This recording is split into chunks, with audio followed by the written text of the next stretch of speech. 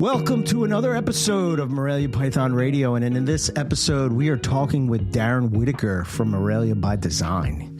He's probably most known for the inland carpet morph, the silver peppered, but Darren has some amazing carpet python projects. They range from crosses to pure locality type of projects. It was awesome to be able to catch up with him and talk about what's going on since the last time we talked. We spoke and shared pictures of the animals he is working with. If you want to see what we were talking about, you can check him out on his social media. Go look at Morelia by Design, Facebook, Instagram, YouTube, or you can check out our Patreon where we share the video from the interview. This is episode 555. Let's get into it.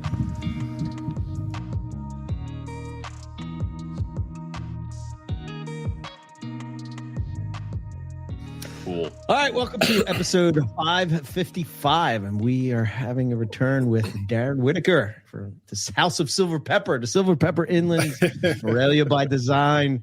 One of my favorite. I think it's probably still my favorite carpet morph of all time that I'll probably never be able to have. I would say, is it because it's a badass look, which it is?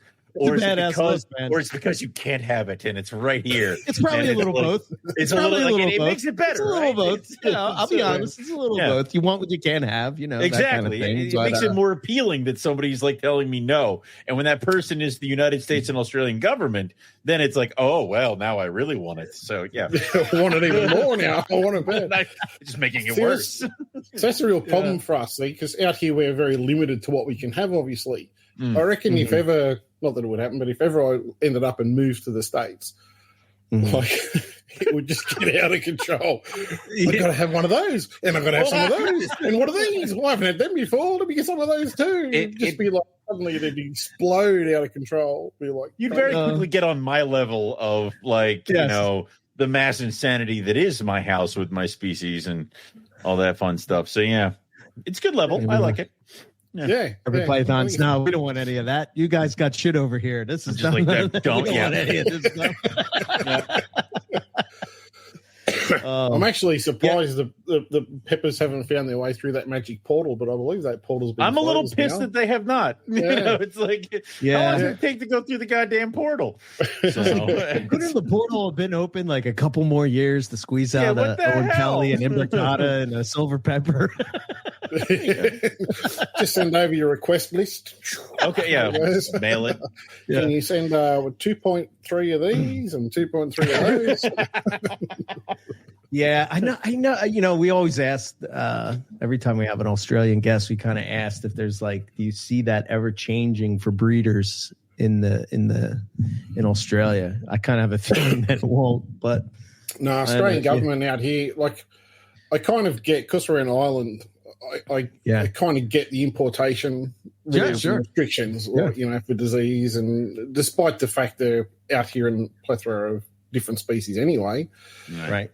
But the whole exporting overseas, like I can see their point of we want to reduce smuggling and wild collecting and all that sort of stuff. But if they did it in a controlled environment in terms of licensing and inspections and all that sort of stuff, like I don't really see a reason beyond that we shouldn't be able to send stuff overseas. Like, why couldn't we captive breed, a local Estimi or, coastal or whatever it is, and breed them and say, here's the parents, here's the clutch, here's all we've done, these 50 are destined to go to the US or to wherever, and providing we've got, even the level of DNA sampling, for example, to say, oh, yes, okay, they're not actually a wild collected type thing. They come from your lines. Yeah, no worries, send it over. But the government just goes, no, that's too much of a problem, and it'll just never happen. So, which is a pity. It is because if you were to get approval and get licensed to export, we would just be throwing money at you. We would be just dumping money into the Australian government. But then also, like, it wouldn't stop or slow or affect anything illegal happening, because if I'm already doing it illegal, I'm not going to change gears and try to do it legally because I'm already kind of Isn't that sort of what happened with the Crocs, right? You had to, once they made it a commercial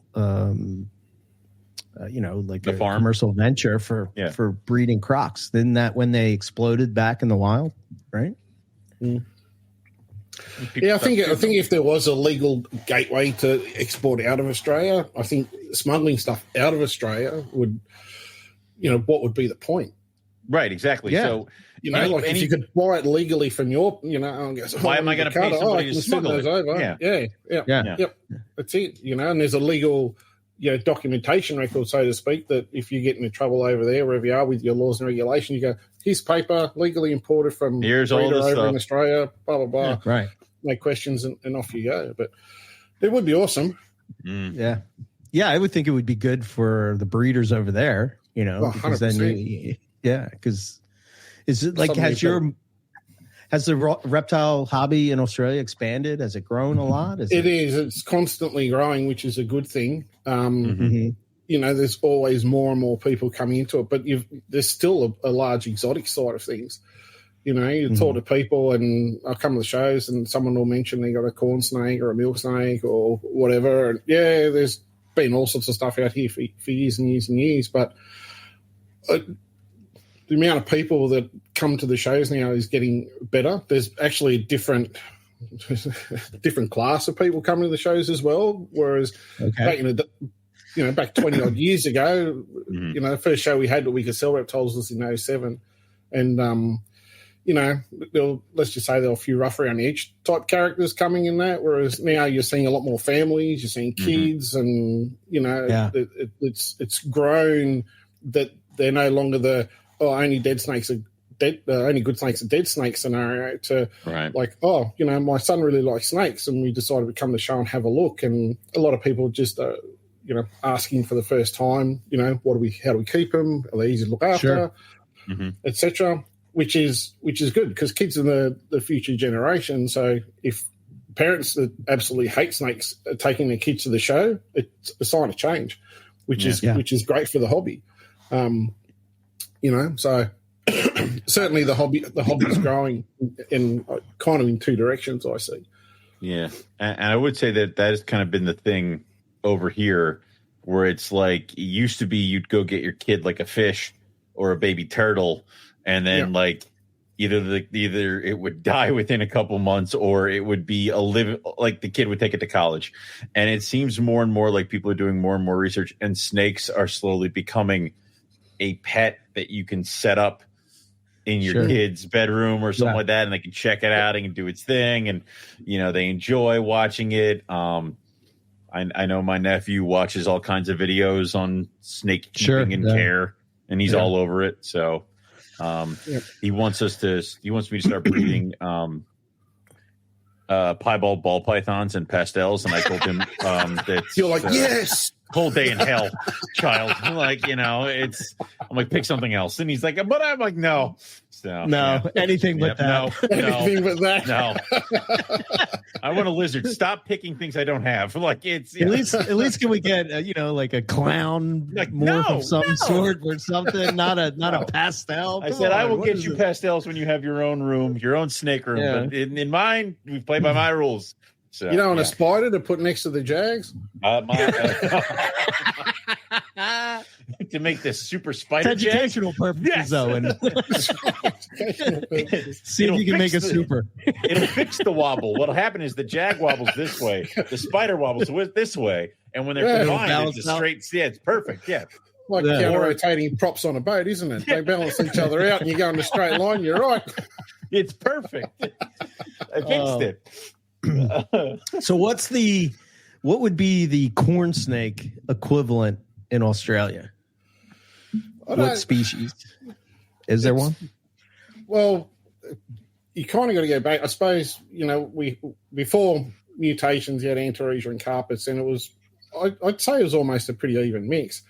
But then Mutations popped up in carpets, which saw a massive growth in carpets, because obviously Gavin Bedford with the Albino Darwins first popped up. Then I had the silver peppers, and then obviously that magic portal we're talking about, Jags turned up, and granites turned up, and zebras, caramels, and et cetera, so on and so forth. They turned up. So then carpet sort of like saw this massive growth where everyone's like, oh, cool, got to get into these mutations and start making new things.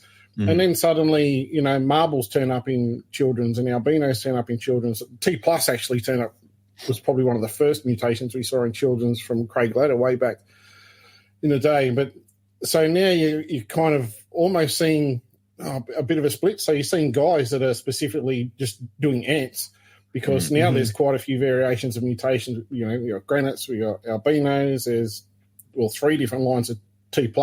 T+ stimmies, 2 different children's T+ marbles. So you're starting to see all the combinations of this stuff starting to grow. So you kind of got the people that like the baby snakes, and then us real keepers that keep carpets. See what I did there? You were there with a little backhand, yeah. It's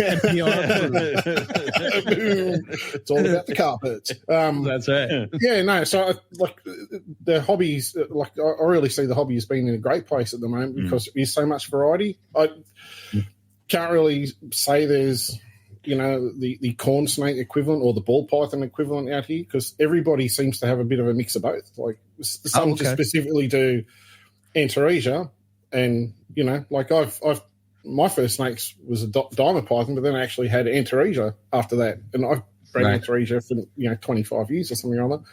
And carpets have grown. When I produced a pepper, and you didn't know anything about genetics at all back then. So that kind of put me in a spot where I need to learn this stuff and understand this stuff, because it was pretty new to the Australian hobby back in 2007, along with the albino carpet. So now I normally use it as a reference. If someone's looking for something new, they want to get into a new pet or something different, one of the first questions I ask, how big do you want it? Do you want something that could get to 8 or 9 feet, or do you want something that's going to get to 3 or 4 feet at maximum? And I try to use that as a guide for someone looking at their first snake. Some people want to, I want a bread life. I'm like, yeah, you realise they can get up to, they're pretty big snake. They can get to, I think my girls were a bit over 9 feet and about 8 or 9 kilos, like prime for breeding season, which is a big difference to, a children's python that might be 800 grams or something like that. Yeah, it is a considerable difference, for a big one, sort of thing. So, or Blommax a bit bigger, but I couldn't really pick as one being something different over the other. I think it's just there's a good mix out there for everybody. That's good. It seems like, I don't know, for the longest time we were the like cross the morphs and stuff. And you guys, well, again, it just seemed that way to us that people were more into locality and stuff. And now it seems like we flip-flopped. And, we're here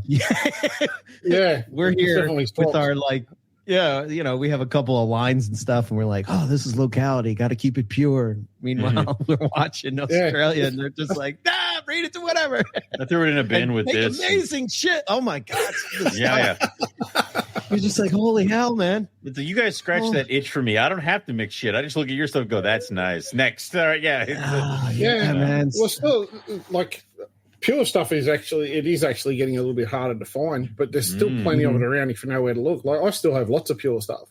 Right. So I normally use a male of something pure to outcross into a female. Like, I always try to, like with the peppers, when I first produced the peppers and I reproduced that trait, the males were the source of outcrossing to everything else. So the females only ever saw pure peppers back in the day, unless I was stuck with a male that had no choice.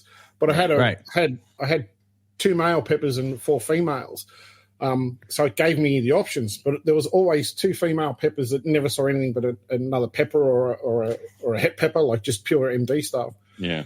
So I kind of always kept that line pure. My Albino Darwins, I bought.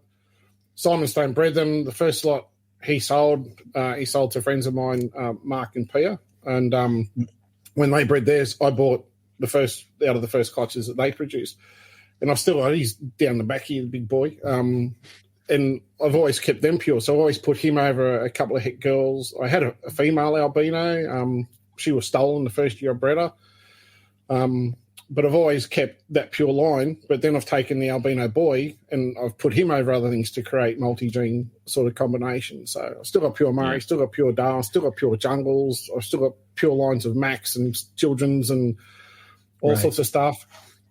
but it's almost like a stigma that because you breed morphs, depending on where you sit on the fence, you're a dirty morph breeder. I used to get that all the time. I can still breed pure stuff. I say it with love. It's when I say you're a dirty morph, because I am no, church boy here, but but I like it that you have the options where both. Where what drives me crazy is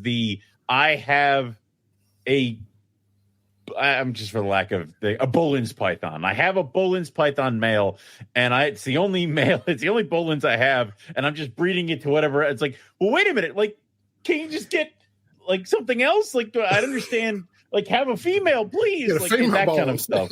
Yeah. So it's, but it doesn't just necessarily go with Bolin's. Like, you could have a pure, gorgeous diamond, and you're like, and I'm going to breed you to this jungle jag.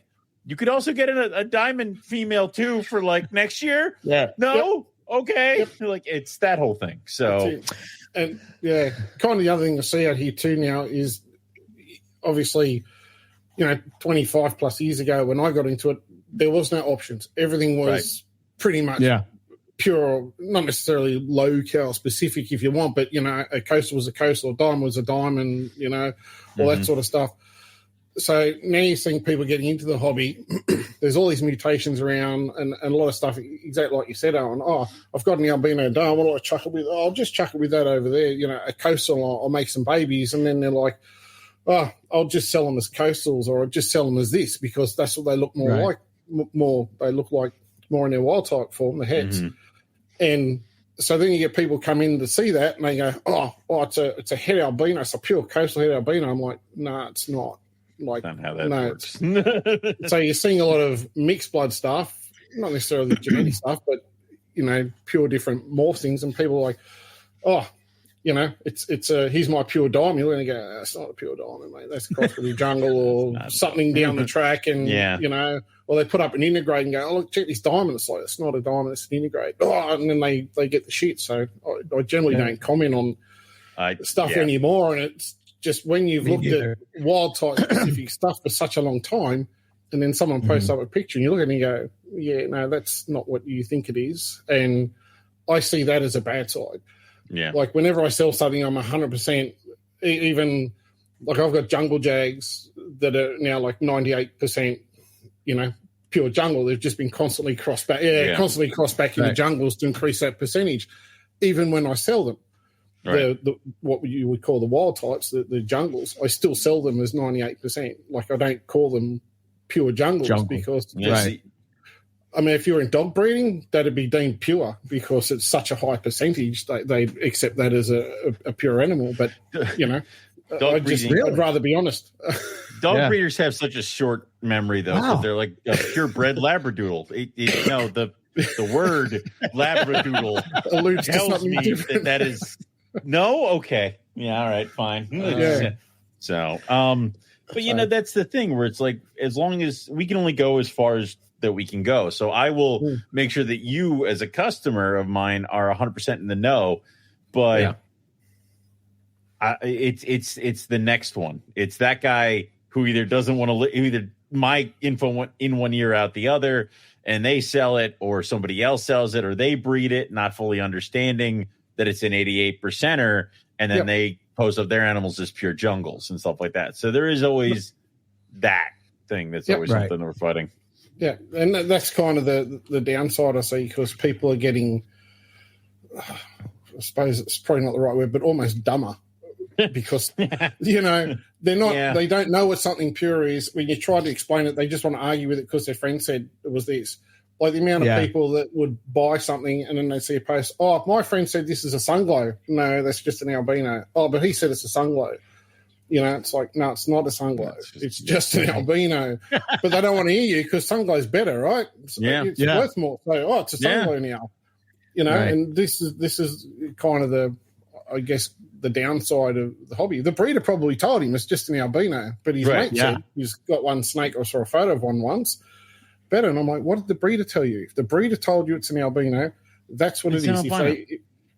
If it's a suspected sunglow because he's not sure, then he would probably tell you, I'm pretty sure it's an albino. It might be a sunglow, but you'll need to breed that out to prove it out, and see if there's caramels in a clutch sort of thing, and go from there. But, they want something for $200. It's worth, $800 or $500. And it's like, just, if a guy's bred it and, be straight up with it. But unfortunately, it doesn't always work that way.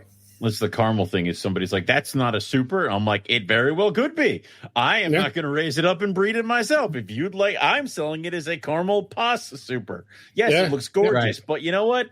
That's also like that baby is like maybe a year old. I don't know how it's going to progress in the next 2 years. I have an idea, but then also it could be that's just such a wide spectrum of ugly super caramel versus really good looking caramel. Like I'm just gonna. It's almost better. It's almost better to say it's less, and then when it's more, then I'm the man. I helped you. Yeah, then you'll be like, someone hooked me up. Goddamn right, he did. We see that out here a lot as well. Oh, super caramel. It's like, how can you tell? Unless both parents were both supers, and the babies therefore have no other choice but to be supers. But to be supers, yeah. But no, they go, it's lighter, it's brighter, it's whatever. Oh, it's a super. I'm like, you cannot tell. I have stuff here that just carries one copy of the caramel gene, and it is like as good as any supers I've ever seen. And I'm like, I know it's only got one copy of the gene because only one parent had caramel, the other one didn't. So trying to say to people, it's a possible super caramel would make more sense if both parents carried the caramel gene. Yeah. The variation, the polygenic variation within them is massive. I've seen some of the ugliest caramels, like real dark things that have actually proven out to be supers. Yeah. If you looked at it, you'd be laughing and go, is it even a caramel? But they produce entire clutches of caramels, like really. Yeah. And so you can't judge what it looks like as a baby. You need to grow it up, prove it. And, but you also can't judge by basis of, we did a caramel show a couple shows ago, and we were looking back at what would have been considered top of the line caramels back in 2011, something like that. And I'm like, well, that looks like crap. And it's like, but after several years of like honing and getting good caramels, like an ugly caramel blows those things out of the freaking water. So it's like, you can't even go by that. Yeah, that's right. Yeah. Changes. I'm curious with the silver peppers, right? Have you seen that same variation that you'd see in other carpet python morphs with that? There's the pure stuff that I've worked with all seems to be very similar, slight variations in it. Some have a little bit more melanin in the patterning than others. Some are a little bit reduced, but all very similar.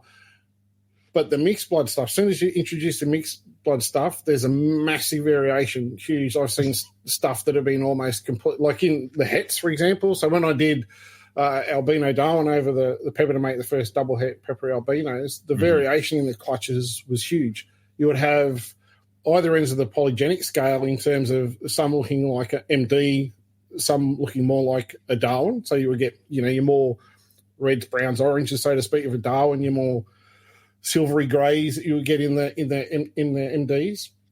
So that, but then there was like some random, I suppose, anomalies in the word where some were just completely fully striped, just completely striped. I'm like, well, that's different. I have no idea. And just one in the clutch. Here and now, and you scratch your head and go, oh, I don't know where that come from. I've still got one here, male, one of the first ones I ever produced. It's absolutely stunning. Looks like a Darwin coloration, and it's just completely striped. It's a male post double het, and I just feed it. One day I'm thinking, one day I'll put it over and try and prove it out, but I look at it and think I should sell that. I'm like, it's just such a unique, cool looking. Yeah, it's one of those add-on to the list I've got. But yeah, so there is quite a bit of variation, and stepping onto selling things is not what they are. One of the back when I first released some, I sold some mixed blood 100% hets from pepper to a jag pairing, so some of the wild type het babies. And long story short, they got sold on to another guy, and then that guy bred them, and then was selling them off as possibly pure peppers, and I'm like, No, that's a misuse of the possible. thing there. Yeah. And people would then message me and go, "Oh, are these pures?" I'm like, "Where they come from?" "Oh, so-and-so." I'm like, "No." And I said, "He knows they're not. Like, there's no doubt that they are not pures." "Oh, but he thought they might be." Like, I don't care what he thought. They are not. But that's a quick thing. If Eric sold me stuff and I bred it and I wasn't 100% sure that they might have been pure, that's a simple email to him, been like, "Hey, what's in these? Yeah. Are these pure?" And then he says no. Then I go, "Okay," like that's it. Yep. So that's it. I'm curious is, with that, is there a sense of pressure with being the guy that has this new morph? Is there a sense of stress? Like what is that like to be in that seat? A sense of stress. Yeah. Okay. So I'm the guy that I've probably bred more peppers in more clutches than anybody else everyone combined, probably. I believe the world. Yes. Yeah.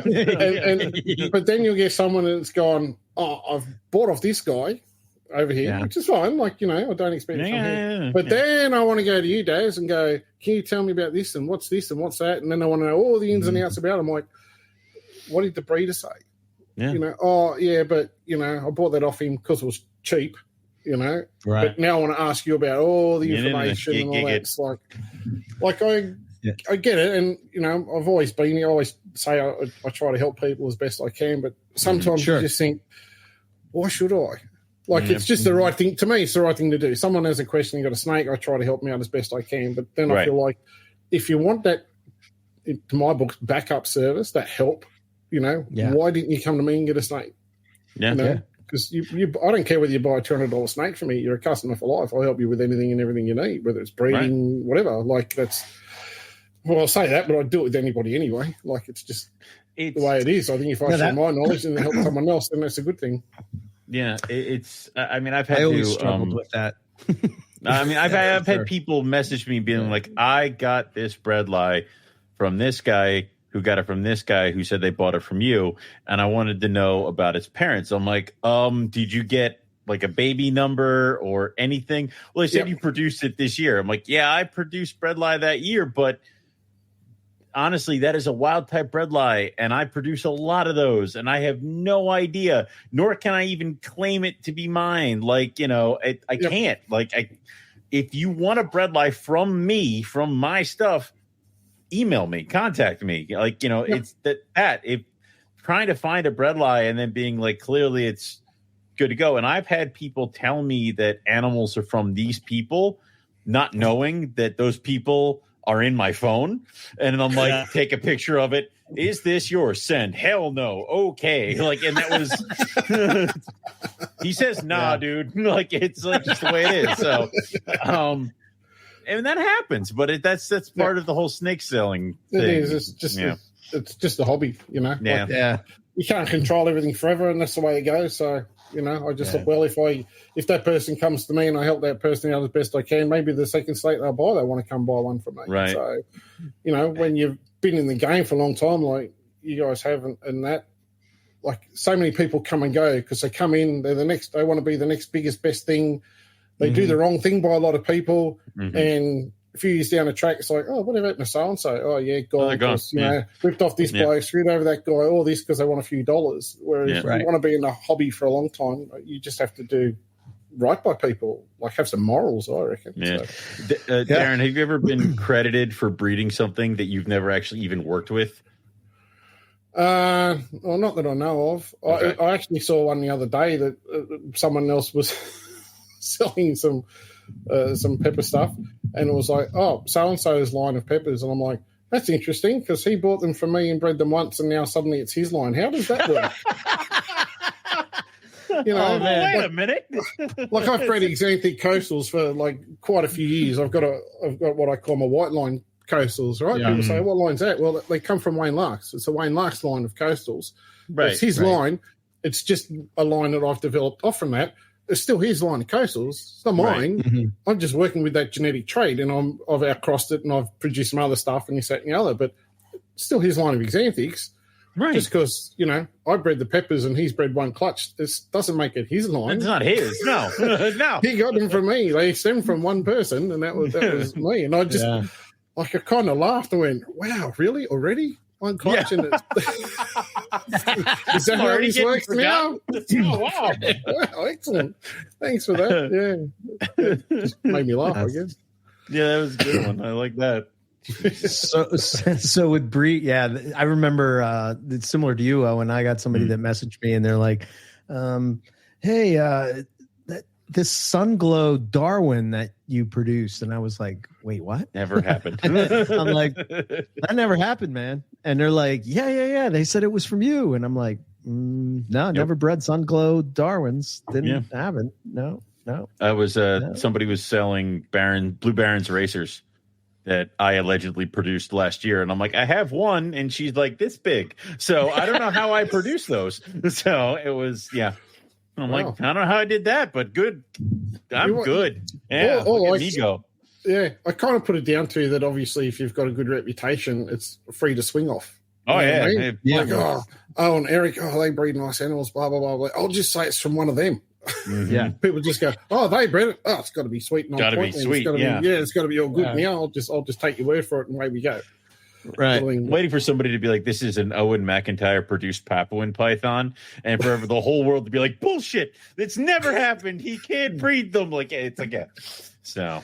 One day I'll get one day, and everybody's gonna call it that I'm lying. It's like he bought the whole clutch off. But the whole clutch, he's lying. Yeah. So, how did you approach doing the combos? Did you want to do it to everything you possibly could? Were there ones that you wanted to try first? Did you stagger it? Like how does that work with you? With the kind of probably I kind of guess maybe in a bit of detriment to myself, but like I didn't want to, take something that was already multi-gened and put it over to the pepper. I wanted to do specific pairing. So first one was always pure Albino Darwin over a pure pepper. So that was to make those double hits. I could have used a Sunglow or some other mixed blood albino or something like that, but I wanted to see the interaction with minimal influence from a polygenic perspective of, if it was a mixed blood albino coastal or mixed blood albino jungle or something like that. I didn't want to have those other influences, possibly show up in a clutch you produce. I wanted to minimize, from a polygenic perspective, the amount of external influence was in it. So it was just pure Darwin. When I did the exanthic double hets, I got the option to use a ghost. I wanted to do a pure exanthic, but I didn't have the right sexes, it just wasn't working properly, and I got the option to use a hypo exanthic from Larks, and I used that to make hypo double het pepper exanthics. When it came to mixing the gene with Jags, because Jags are already such a mixed blood thing out here, it was like, whatever. I didn't actually have a lot of Jags at the time. So I bought a couple in different, it was like coastal MD jungle Jags and jungle MD Jags and a few other mixed things. And I bought in a couple of at the time, they were 75% MD Jags, which were really, really nice as babies. So when I bred the Jags, it was like, well, I just want to get the Jag gene into it. And I just used whatever I could get my hands on at the time and bred those. But I wanted to keep I didn't have a snow, Xanthic albino, I didn't have snows, I didn't have moonglows, I didn't have kind of other options to mix into it. But in saying that, I probably would have done it if I had it. But I wanted to make sure that the genes I used were very specific, just so when I produced something, I knew exactly what it was rather than going, oh, wow, look at this crazy thing, and not knowing if it was, like I said, a coastal Darwin albino, for example, not knowing if the influence from the coastal side or a Darwin side and something weird pops up. It's like, well, where'd that come from? And so this thing's weird. What is it? No idea. NFI. Yeah. So that was, which opened the doors then when I actually sold them, that people had those other multi-gene animals could suddenly go in and start making triple gene stuff and other stuff straight away, which you can never be at the top of the game. That's the way working with mutations is. Like, it's just, one day, just be what you've got and carry on. Yeah. Did you hold back at least over here with like ball python? Well, I guess carpet pythons too. It's like you would sort of be like, okay, I'll use Paul Harris as an example, right? When he's selling me a caramel zebra, he made caramel zebras years ago. So he kind of knows, like, he's bred them at least 2 times by the time he's, selling them or something like that. You approach the same way? Yeah. I've had this thing. I don't do it for money. I've never bred snakes. I've always been in because I just have the passion and the enjoyment. And back when I produced the peppers in 2007, had to learn about genetics. I've just found an interest in that. So I enjoy working with genetics. I find it interesting and challenging, to make the combination. So when I produce the double hets or triple hets, whatever it might be, my first instinct is, well, there's another clutch I need to hold back. And that's what I hold the whole clutch back. I just, I'm not called a hoarder for no reason. And I'm pretty sure we're really starting to figure out how you got to that number that we were talking about earlier. Like, how that happened? I'm beginning to find clues. Like, So I tend to hold everything back. And I guess over the years, like, I've always maintained, like, if you're going to buy into a project, you want to get like 2.3 at least, because you never know. A male doesn't need a female, doesn't. Whatever, one gets a tumor, one escapes, like things can go wrong, whatever it might be. So I've always been like, you know what, I'll just keep the whole clutch and then I'll see how we go. And I've still got most of those adults now, because coupled on top of that, we talk about ratios, right? And your odds and stuff. So you get a double gene animal, you got 1 in 16 chance of producing, let's say an albino pepper, for example, and you think, oh, okay, like odds are pretty good. I should get it in, maybe not the first clutch, but you might get in a couple of clutches.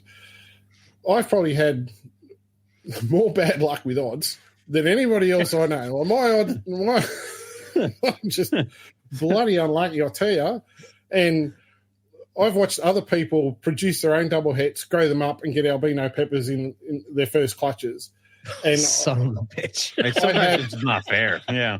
I hatched the very first season. I think I produced like 3 clutches. I didn't want to, go over the top and, I could have probably pumped out about 8 or 9 clutches. I thought, you know what, I've got enough animals I'm holding back.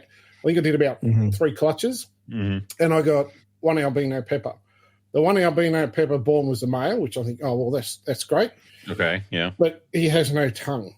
So epiglottis is all fine, no tongue. Doesn't tongue flick, doesn't do anything. Could not get heard of that before.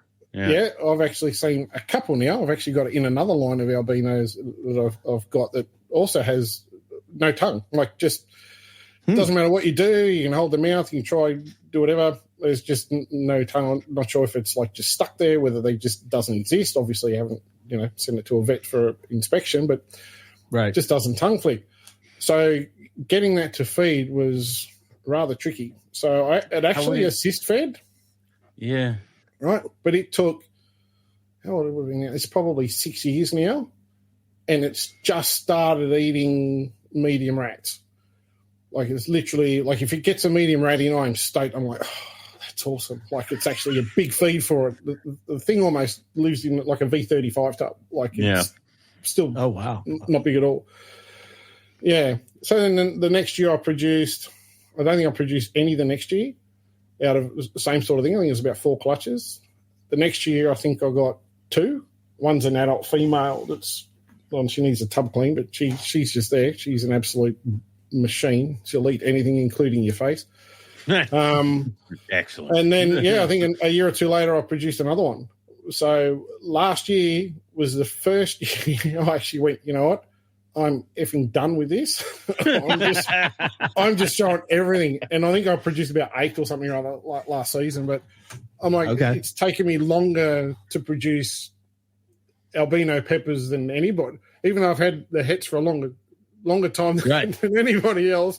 Other people have produced them, grown their babies up, like if they've had a male, grown them up and have them breeding. And I'm still like, I just don't have a male. Wow. So last season, I actually took the first one And I thought, you know what? I've got a project here. I don't know if you'll breed, but I'm willing to sacrifice the season with this female. Mm-hmm.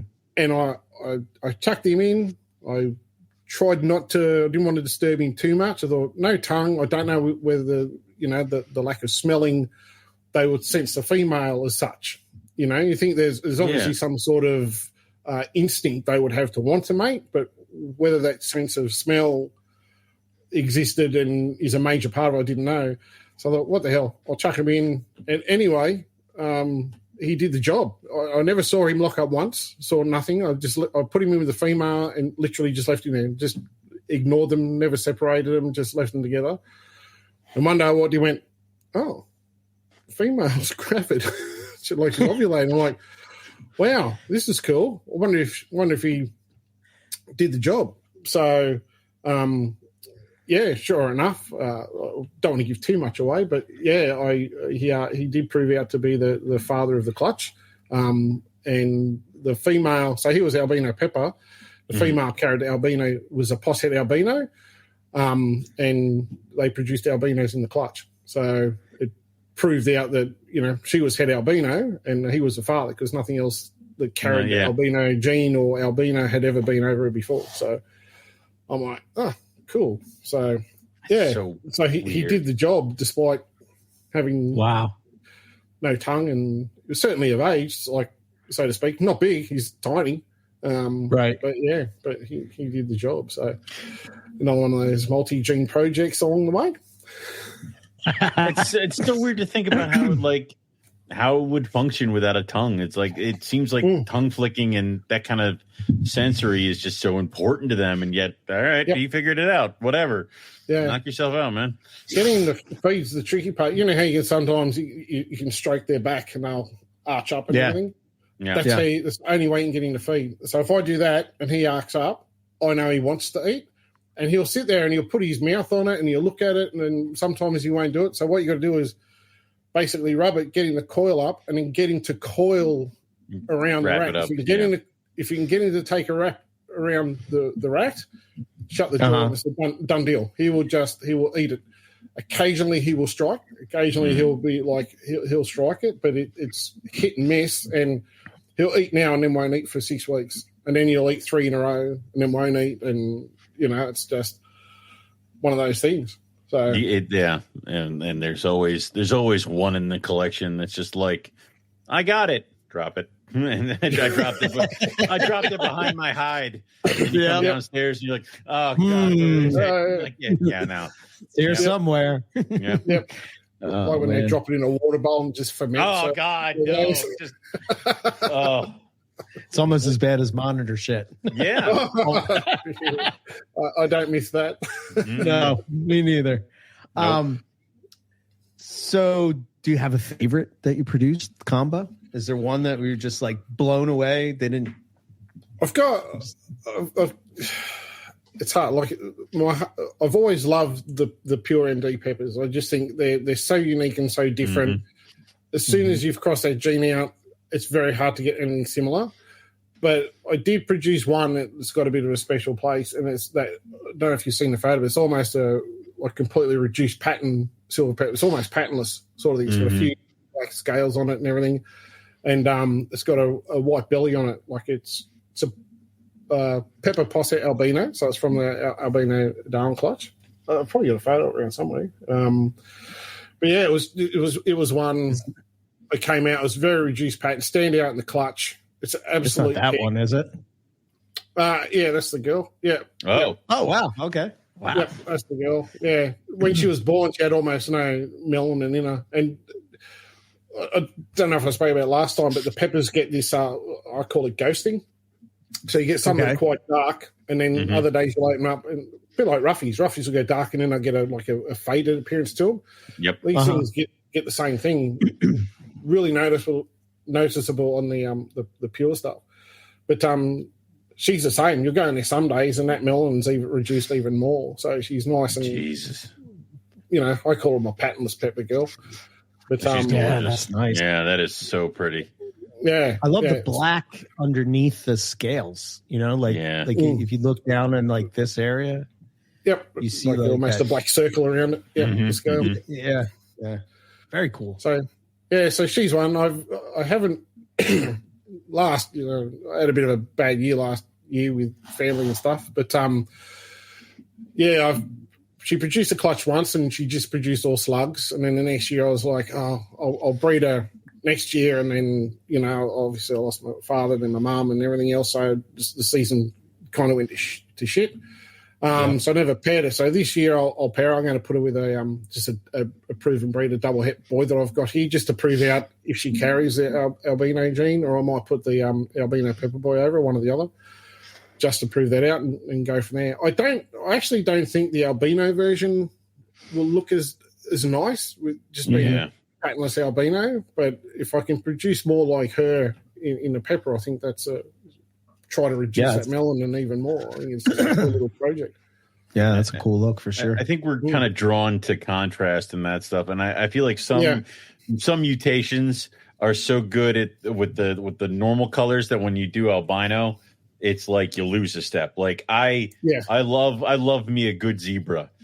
I can't connect with an albino zebra. Like I can't do it. Like it just seems like it's incorrect or something like that. I just can't see it. So you're right. Like going back to when I went to Tinley Park, there was one thing. There was a guy there, and he was selling albino pieds and stuff, just ball pythons. All he had was albino stuff, and that was eye opener to me, because I looked at it and went, this guy just had 3 sections, and it was like high yellows, high whites, and pretty much 50-50 high contrast sort of albino stuff. I looked at it and went, this is the stuff that we just don't do back home. Everyone just goes, I'm just going to grab an albino and I'm just going to put it with that. There's no consideration. Right. Like the variation in albino Darwins is massive. Right? You get ones that are like a lot whiter. You get some that are a lot more yellow, some that are banded, some that are striped. There's huge variation within the pure albinos, but there's most people don't have a thought process behind where the outcome they want to produce in 10 years. So they'll just, need an albino. I'll just grab that one because it's cheap. And then, I want to put it with a granite or a pepper. So I'll just get this one over here and that'll do. Right. Whereas when I look at that, I think you could take an albino gene. Like people can't always afford to be at the top of the morph game. Yeah. Right. I know I was one. I couldn't afford to buy everything. But I say to people, you don't have to have the latest and greatest. I've seen people do it with jungles. I've seen people do it with striped jungles. Just work on making the very best of that one particular, even a polygenic mutation that they can make. Yes. Just constantly putting the best striped jungles to striped jungles, or, defining, an albino trait in a Darwin, whether that's, a high contrast thing, or whether it's this one's got some get a really like white head top end and then more yellow towards the tail. Some are striped. It's whether you just actually work on that within the mutation itself. There's so many things you could do to achieve and make a name for yourself if that's what you want in the hobby. You don't have to make, a Zeb Jag quadruple het exanthic albino pepper granite. You know what I mean? Right. Be somebody like that's cool. I'm not saying don't try to achieve that, but if your budget doesn't allow you to be there, you don't need to be there. You can still make nice stuff with what's available if you put the time and effort into line breeding quality animals. That's the thing where it's like I find that some of the best animals that I've produced have been from animals that I have produced. So like ones that my holdbacks, like I've been clawing at this to get this particular look for the last 10, 15 years. So it's like, I'm the one who's doing all the steps there. So, well, Darren, it's sort of like, we were talking about this a little while ago. It was sort of like we had a question of like, what would we do different if we were getting into carpets now, right? Yeah. And one of the things that I brought up is like, it's exactly what you just said. When I was getting into the carpets, I wanted everything, right? And I just I wanted. It's like me going to the States, isn't it? Just want everything. I'll take one of everything. Yep. Yep. This morph is coming out. This morph is coming out. Oh, well, I better get this. I better get this. I better get this. Meanwhile, Owen is just focusing on caramel, right? He's just like, this is what I can do. This is what I can afford. And when I look at us, 13 years later, most of his stuff is on another level as opposed to the stuff that I was just breeding to make a combo of a morph, right? Yeah. Because although, the stuff that I was producing was nice, but like the same refinement wasn't seen in what Owen's producing as far as caramels go, as opposed to where I'm making a caramel albino or, caramel albino jag or, zebra tiger jags or whatever. It doesn't matter. It's just, it seemed like in those days I was sort of just trying to focus on, seeing what, similar to you, I was like very curious of what it would look like. Oh, what would this look like? Or what would this look like? What if I put this together? What happens? What if I add this subspecies in? How is this to change? And it's two different ways to do it, but I kind of look at it and think I probably would have had, I have like the citrus tiger and the poison ivy stuff. That's sort of stuff like I've refined, and that stuff is top notch. But I don't know. I don't know which way is right, but I can definitely relate to, when I go to Owen's house and he's like, "Oh, check out the," I'm like, "What the hell is that?" And it's just the caramel from last year. Yeah. And I'm like, "What the hell, man? You're sleeping on me. I never saw this before. This is what are you talking about?" It's locked in the vault.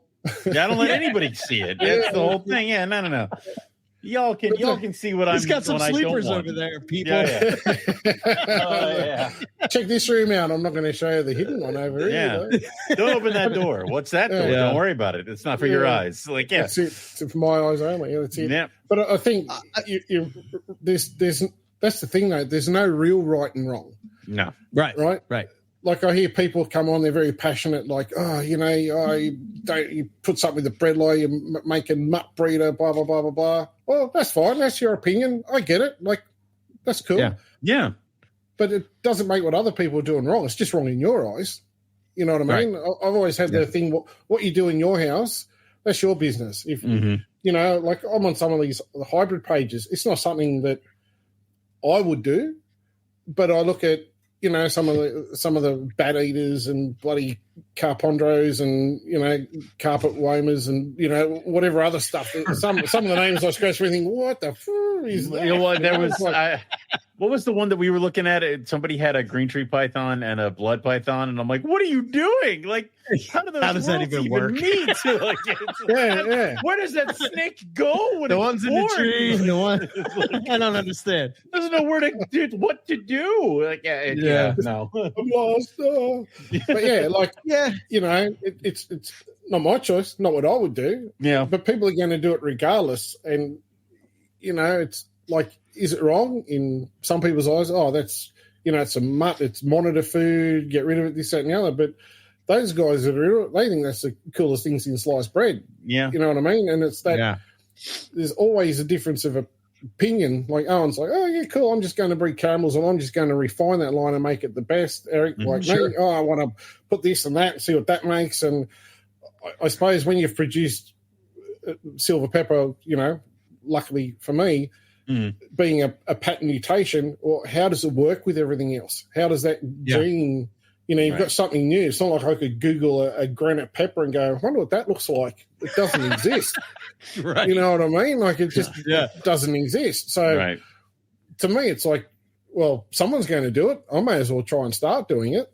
So, that's kind of where you're at. But, I think everybody, what they do in their house, I don't really care. Like it's for them and theirs. I don't really see it as I guess a right and wrong. It might be wrong in my opinion to, make a carpondro sort of thing, but you might think they're the coolest thing ever. So, if that's your thing, go for your life. I've only always said that if that's what you're going to do when you sell the babies, be straight up when you sell the babies. Yeah. Tell them exactly what it is so that person makes an informed decision whether they want to buy a hybrid like that as such, or whether they go, no, you know what, I just want to buy a pure coastal or a pure chondro or whatever it might be, like just when it comes to selling, be honest with what it is you've got. And then, it keeps it even, I reckon. But, and then just don't get mad when you're like, look at this thing. And I'm like, that's cool. Yeah. Like if I'm not doing backflips, like don't get mad at me. Like it's like, yeah, that's exactly right. I might like I'll look at the hybrid stuff and think, oh, that looks cool. Would I ever buy one? Oh, hell no. Yeah. No, that is not for me. Yeah. Yeah. No, that's cool. If that makes you happy, that's fine. Like it doesn't worry me. But yeah, that's not going to ever come into my collection. Thanks for coming. But people probably say the same thing about albino cross bredli. Because it's bredli. Yeah. But out here, it's huge. That's like, I mean, white and red. I understand that. And when I forget, was it Joe Ball that had like crazy albino bredli? That was just like, he posted up a picture of it. And it was just insane. Like it was just like, holy shit. It was, and then there's another one that's an inland albino. Oh, what's the guy's name? I've got a few of those. Starts with an L. Yeah. I know. I was looking through your stuff. I don't remember seeing but it's like really orange, right? Is that? Yeah, I've got some of those. There's probably some of them. It's funny. I really should take way more photos than what I do. But is this one? I get incredibly lazy, I suppose. Like occasionally I get I know what they look like. I don't need you. That's an one. Is that albino? It? Yeah, that's one. Yeah, I've got a few of them. Yeah. That's so an that inland one or a bredli? That's inland. So that was actually born. It's probably an earlier. I think pretty sure it was that one. It was one that was born. It was just like it was albino, but it looked like a caramel. It was just like completely patternless and so red that it was almost that tanny color. Mm-hmm. And then it took a while to start seeing the pattern start to come out. I think I've got older photos of that somewhere or other. Its head stamp is huge. That's the expression I had right there. That this one. Yeah, the shocked face. Yeah. But see, it's the same thing with the polygenics in these, right? I've got some that are that red, but then I've got almost just completely two-tone albinos that are just bright yellow and white. So there's heaps of variation, and you get the same in albino bredli. So I don't know, like I actually bred albino Darwin over bredli the same year that Joe did it. Right? Okay. But that was also the year that I was doing all the pepper stuff. Mm-hmm. So, okay. And that came that came about because there was a guy I know. Well, sorry, a guy I know. Brett said, "Oh, this guy's been trying to do this combo for 10 years." He goes, "He never ever was able to do it." I'm like, "What? Albino over bredli?" He goes, "Yeah." I said, "Really? Challenge accepted." Let's give it a shot. Why not? First attempt, clutch of 36. Oh, nice. That's just so that was the same year that Joe produced his. So mine was pure albino Darwin over pure classic, what we call classic bredli, just your normal standard bredli. Okay. Joe had a really dark, really beautiful, quite dark melanistic bredli, just a normal bredli, but it was obviously a lot darker, with a mixed blood albino, coastal Darwin albino, I think it was at the time. Okay. And of course, I had all these other pepper projects going on. I'm like, far out. Like when you kind of, what I call these dinker projects, when you kind of start them, I'm like, they're the clutches you just want to have like 8, and you've got a few boys and a few girls, and you just go, awesome, I can keep these. Yeah, when there's a bredli clutch of like 36 or 37 or whatever it was, I'm like, why can't I keep these? So I sold a few. So Brent Smith from KHP Reptiles bought a trio off me when I did it, and he just smashed his with food, whereas mine just kind of got fed once every few weeks and didn't do it. And he's like punting along. He goes, "Oh, you know those head albino bredli I got off you?" He goes, "Yeah, I gravid, be keen to see." And he sent me a photo when they hatched out, and all I did was kick myself in the ass up and down the room like, why did I not feed these things? Why? Like in my head, I knew. I looked at it and thought, I'll bet you these will make some cracking babies. Like, I just had it. I didn't actually expect them to be as red, so to speak, as what they were, but I expected the contrast to be really good. I thought, no, these will make cracking albinos. And I just put them in there and bred them. I'm like, you're an idiot. And he smashed it out of the park. And some of those were going for like $2.5 grand a piece, like huge money for those really high red sort of ones. Yeah, like that. dark red that they had on. But there's also a lot that come out that are in similar fashion to the albino MDs that are much more typical yellow and white. They're not as stunning. Just obviously a polygenic variation within them. But the higher orange stuff, and you go back to your albino zebras on, I think, but if they were that orange, and had that really nice white background, to me, that's a game changer. That'd be better. Oh, wow, I'll check this out. So, a bit like that Jag I posted up not long ago, real high contrast Jag. It's like I feel like a lot of us were dragged to carpet python because of the contrast, because you have the light color and the dark color, and you can appreciate that kind of stuff. So when the colors are kind of close and it's almost like patternless, it's like and then but if you can change one of the colors, like make the yellow is that the reddish. There we go. No, is that the one you're no? No, it's an albino one. That's a nice tiger. Oh, it's albino. Oh, okay. Yeah, it's an albino one. I don't know. Can I share the screen here? I can. You should be able to. If not, I think so. If not, you can send it to Eric, and he'll do all the work. Is it present? Oh, here we go. Share screen. Oh, here we go. Share screen. Sorry, learning this one. Oh, here we go. No worries. I don't even know what I just click until things work. Is that that? Oh, there you go. Oh, did it share? Add the stage. There it is. It's just a bit slow. Mine, yeah. Holy shit! So it's only young, but it's like you've got that real high. Yeah, the contrast makes it better. Wow. Wow. I mean, that was just the first picture. There's a few photos there. Oh, look, I can share it. Yeah, there we go. Look at that. So that's a Jag. That's a albino MD Jag. Yes. Okay. Yep. Well, it's not a pepper jag, but there's MD in it. Yes. Eric, can I borrow your inlands? For I don't think you're going to get the same. Yeah. Listen. I can dream. Yeah. I don't know what I'd do with it because I would just, that would just be for me. But there was another one that kind of. So there's a couple that caught my eye. I don't know. I hope I'm not revealing secrets or anything. No, you go for your life. That one was pretty cool. Jesus Christ, I love it. Sorry about the dirty tub on that one. That's a ghost pepper. So that was one of the first ones I produced. That's a caramel exanthe pepper. So it was just sitting there looking really nice. I'm like, I was cleaning on the day. I went, that looks really good, and took a photo. I'm like, the tub's filthy, but But that's always the way, because then I'm like, I'll clean you, and then you'll stay in that perfect coil, and I can take your picture after, and it's like all over the place, and then you lose it. It's like, God damn it, yeah. So that's exactly right. Well, that's going on to another side. When you look at the exanthic MDs, I'm starting to see the same variations in that as well. Here's an interesting one.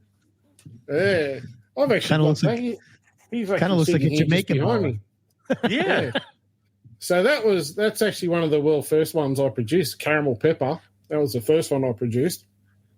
But let's go. I was listening to a podcast, one of your carpets and coffee ones. Yeah. And I put up a photo with some white scales, belly scales on a snake.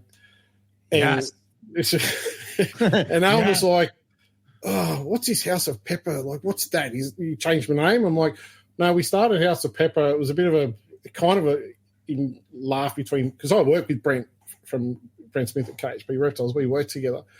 And it was always like we'd be at home, we'd see something, and he'd be like, oh, you on the House of Pepper sort of thing. And that's kind of where the name, it was just a bit of a taking the piss sort of name. And that's where it started. So when I put up this photo, I was just cleaning. As you can see, you're right. It's in shed. You can see the shed there. Towards the tail. It was halfway through. I thought, I was cleaning, so I just thought I'll just finish it off. And I put this photo up in the House of Pepper, and then I'm listening to Owen, and I had a chuckle because I thought it was funny. He's going, oh, tell me that's a diamond. I'm like, if it was a diamond, it wouldn't be in the House of Pepper because that's for silver peppers. Well, I didn't know all the rules here.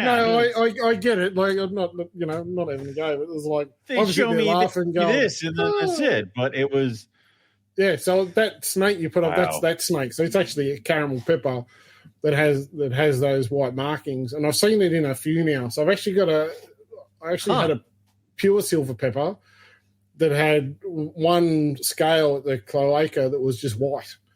And I'm like, oh, that's weird. And then this popped up, and then that other patternless one you saw before, it has a belly like this, completely patternless like that.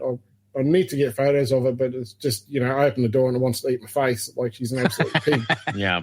Right. So one day I'll get some photos, but yeah, I mean, I know people say it's like pied bellied or whatever, but that's how that's pied kind of ball what we python. thought, Pied ball python started with white stuff, like patches like that, and then it would just bred to the point where the white increased. So yeah, something line bred, but I don't know whether it would be, true pied in the sense of the word, like a true pied. I think it eventually would get there to a point Maybe where like it would have more white, but yeah. It kind of reminded me of what we have as reduced pattern diamonds here, where it's sort of similar to what stonewash is. And if you look at the stonewash in the belly with the yellow on the sides and the white belly and all, so I don't know. That's what I was thinking about. Wow, that's spectacular. Yeah. So this is a pepper posset albino.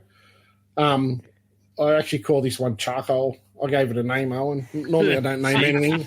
But I called this one charcoal because it has. When it was younger, like those light browns on it. Actually, was more of a smoky grey sort of thing, and it was kind of like a charcoal-y type colour. So that's what I named her. I like it.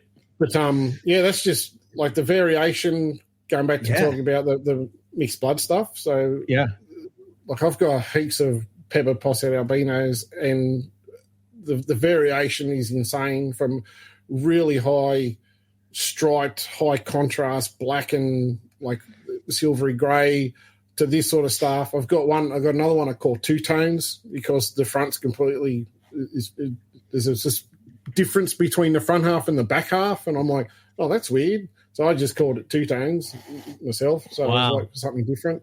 And then you got striped ones, train track style ones. Like the variation is huge. And me being me, I'm like, oh, there's so many different polygenic lines you could take these things into, depending on how they work and prove out. But yeah, so the first few clutches of all the posset stuff, I just hoarded them. That one looks great. That's that one I was telling you about. That's the one. That's the post double hit boy I first produced that I've just feed and don't do anything with because he's just got that really cool striping and multi-striping sort of looks to it.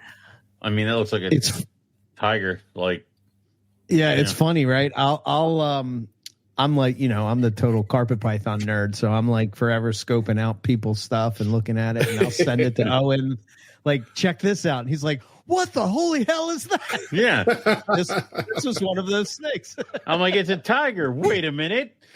Is it? Like, it's like, Yeah, so that popped out of a double het pepper albino to double het pepper albino pairing. Just came out in the clutch. I'm like, damn. Oh, that's cool. So it still sits here in a rack. Keep this. Feeding. Yeah, it's like, I don't know what it looks like, large rats, and I haven't used it to breed with yet. So I keep saying to myself, you know what? One day I will pair this with a true double het girl.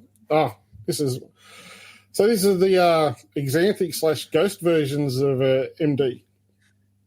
Okay. Yeah. That is cool looking. It looks like you took the picture with some sort of filter. Like I'm like, the snake shouldn't be like this, but then like the rest of the room is in color. That's odd. Like that's nuts. Yeah. For the people that are listening, and if you don't have the video, obviously, like we said before, we share the video on Patreon. But if you want to just go over to Darren's page and just, you'll start at the beginning, work your way through. Put that wow face emoji on all the stuff.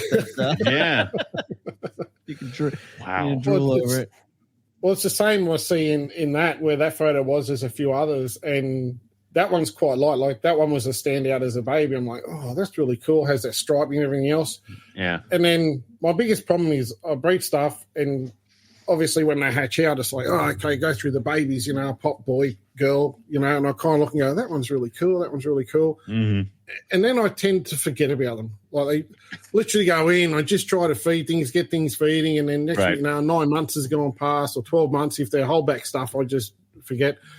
And then one day I open the drawers and go, shit, that looks pretty good. I haven't really paid attention to that before. Because most of the time you open the drawer, I take it out, put it in there, clean the drawer, I'll swap the drawers over and put it back, and I don't really pay attention. And that was with that a few xanthi things. The one there was just really, really dark, completely opposite end of the spectrum from that one there. And I'm like, oh, look at the variation in these things. Like we all talk about the albinos and the high oranges, but we haven't really looked at the xanthic version of, what an MD obviously and coastal does. Right. But some that have just been sitting in the drawers, like I actually had some marked that I'll probably move these on one day, like I'll wait and see. And then I opened them up and was like, oh, these are crazy good. So I don't know. Are you just looking on my page, Eric, for those photos or? Yeah. Yep. Yeah. So where that one, you just posted, there's like 3 pics of them, and then there's 2 really dark ones beside it. And then a couple of photos where I've got them in my hands. Because the same thing, like it's hard. I just take, there's no photography. I just use my phone and I try to just get, a ceiling light so I can get it there with no shadow sort of thing and just take a photo. But, some are just quite dark. I'm like, well, how's that going to look down the track when you actually make a snow pepper sort of thing? When you add, obviously, the albino into something really dark, you get that bright orangey sort of colour. So, right. Is a snow pepper going to have a more orangey colour with a real white background? Like, I don't know. It goes in my head. Like, I know what it should look like, but is that what it's going to look like? Like, so. Well, that was actually one of my questions. Has there ever been one that popped out that you were for sure thought it was going to look like X, and then it turned out to be Y? Like Y. I'm trying to think now. I'm looking at my photos thinking there's something like most of I suppose breadlight turned out a lot oranger than what I expected, because if I had known that they would be as standout as what they were, there's no way they would have been put on the back burner. So that was one that I kicked myself for days. That is 100% definitely one of those. Most of the other stuff that I've been able to work with so far has been like you can Google a lot of the stuff. So most of my other combos, the pepper jags were kind of a little bit different to what I thought. That some are much more, I guess, in line with like almost a zebra jag. Some have a zebra jag appearance. Mm-hmm. Yeah. But once again, in those, there's huge variation, and that's something that like constantly so there's one. So for anyone that doesn't know, you can almost see like a zebra jag or even granite jag to some extent, but still different again. But the variation, so I've got ones like that. I've got ones that have a lot more banding, I suppose, a little bit more heavier pattern. And then I have some that have a lot more pepper-type patterning. And at first I actually thought, this is another one of those like reduced pattern-type peppers. But then, you get that slight little head of neuro you get with the jags. Right. And I'm like, oh, hang on. No, this is a jag. This is a jag. And I'm like, oh, wow. So the very first one I ever produced, which was a complete and utter idiot, the first pepper jag I ever produced, it was absolutely psychotic. Like, you would just open the drawer and it would just go, pew. Like the short tails. It was nuts. You couldn't even open the drawer. Normally open the drawer and they'll sit there and they'll less back and you're trying to feed them. Mm-hmm. This thing would just hightail it. You couldn't even you couldn't even get anything in the tub without this thing just flying out. I actually had to force feed it for 6-7 months. Like you literally just had to open the tub and catch it as it flew past, and then force feed it and put it back and forget it. And it took me.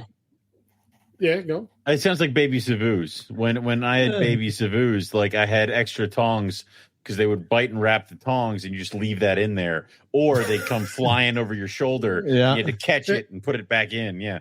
Yeah, no, this thing wouldn't eat. Like these things, Jesus. this one just, which is unusual. I normally find jakes to be pretty good to get feeding, but this thing was just, you open the door and it just went into an absolute fleeting mode of panic and just, I've got to get out of here, and off it would go. And it took me a couple of years, and I've now got it. It's actually like now smashing food now. I open the drawer and it kind of thinks, and I kind of ramped, once I got it to feed, I ramped up its feeding to like almost every 2-3 days.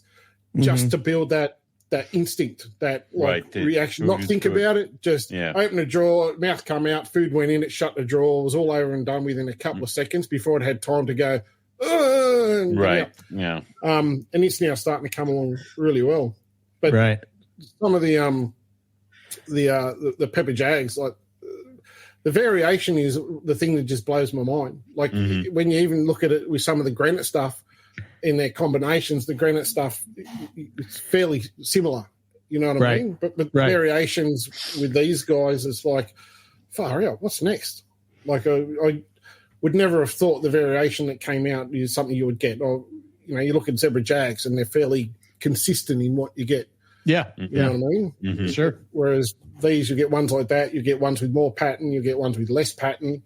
So I think there's so much more to come from them, and the more people that get them, well, you know, the more stuff gets produced. So pretty cool. I love the lack of head stamp, and it's just blank. You know, like very thinned out, you know, pinstripe type of pattern. And the other thing I noticed, it's almost like these are like I guess you can see the jag influence. You know, if you're looking at this, it kind of reminds me of like, you know, what the saddles would be on a carpet. And then that would be the outline of those, you know, like the pattern that they have, and the pattern is gone, but the outline is still there, which is that's really cool. Kind of reminds me of Owen, what do you call it? Alterna.